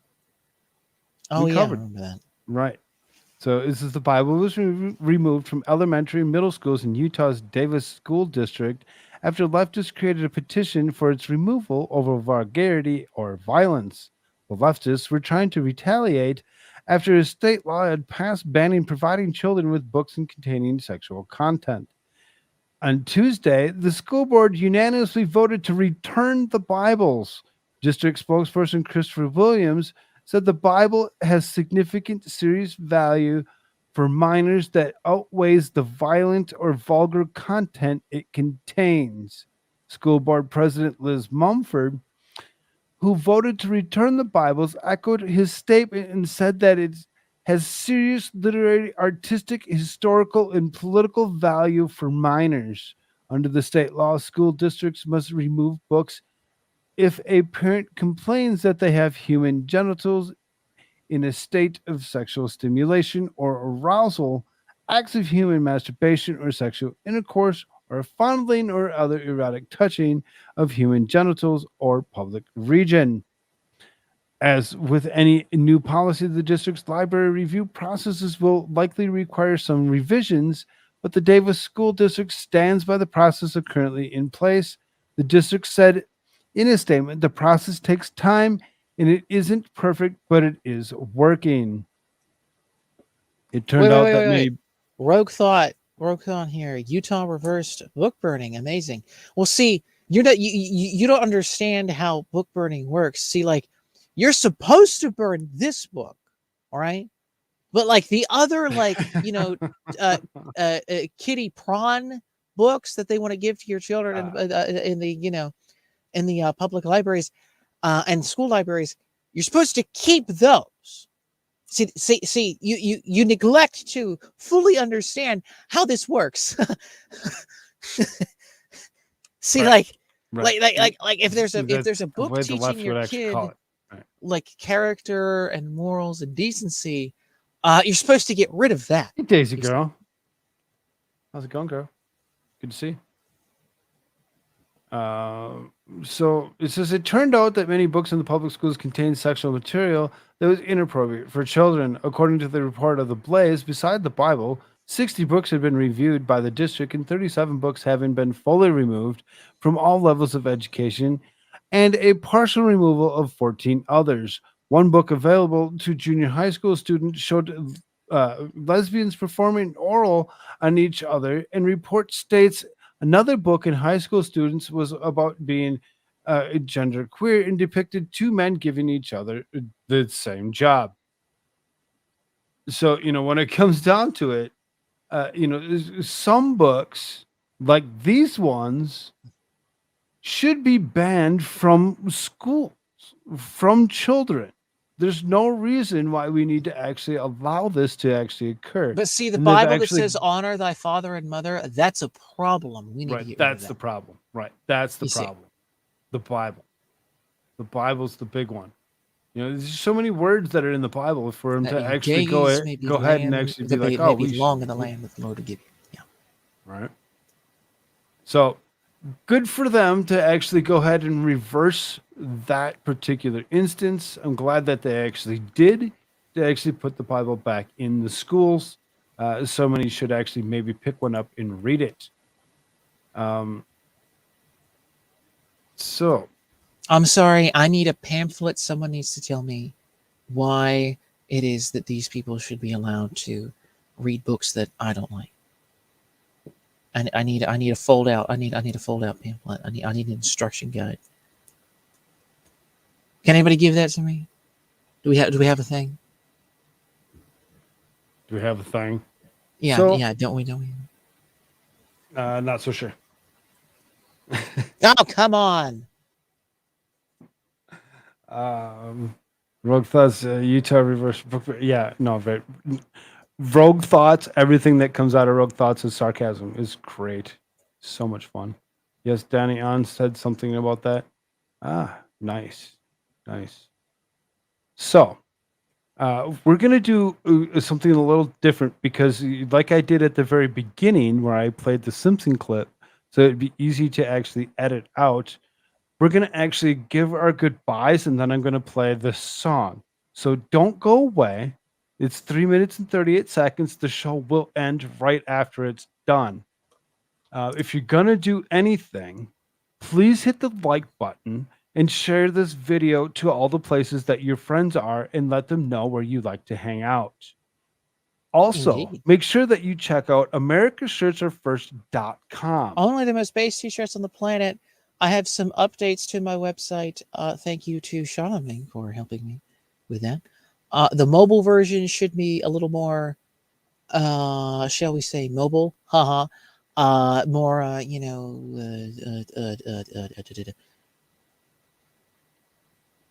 you're able to move around the site better on the mobile version. I can't think of the word now. But and the desktop version is a little better now. So we have some of those things fixed. Go there, grab yourself a t-shirt. If you want to support me, that's where you go. Grab some t-shirts there. Totally based, totally awesome. I will be putting up more. I know I've kept saying that before, but I do intend. I have a couple more in the triple letter agencies I want to put up, as well as some additional ones that I'm looking at doing. There's additional little. I'm thinking I'm going to make another whole section actually of t-shirts just for this because I think it's that important. But that's in the future. Go there, grab the shirts that are there now. Again, abolish triple letter agencies, FBI, CIA, DHS. And of course, America Shirts is too good for YouTube. He only Indeed, comes I am. here because he's too good for it. Make sure you check him out over on Rumble. Indeed. While you're over there in joining my channel, go ahead and join him as well, as he does produce some things at some points in time when he gets the time to do such a thing. Yes. What we are actually going to end with is Bryson Gray's Reclaim the Rainbow. Reclaim the Rainbow is a new song that was actually just produced within the last few days, and it's skyrocketing up the charts. Every single time that I've actually played any of these songs, I've never had a problem with copyright claims. So I'm really not concerned, but at the same time, I want to actually, give it the ability to, if needed, to be editable. So we're going to go away. I'm going to leave you with this song. Edible or editable? Right. Love you all. Editable. Editable, not edible. Stop it.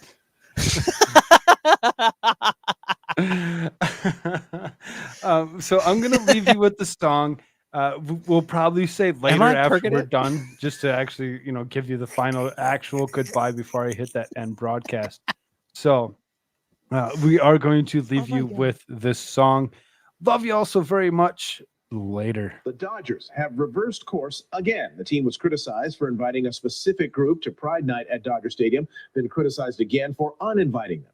A short time ago, the team announced it was re-inviting them.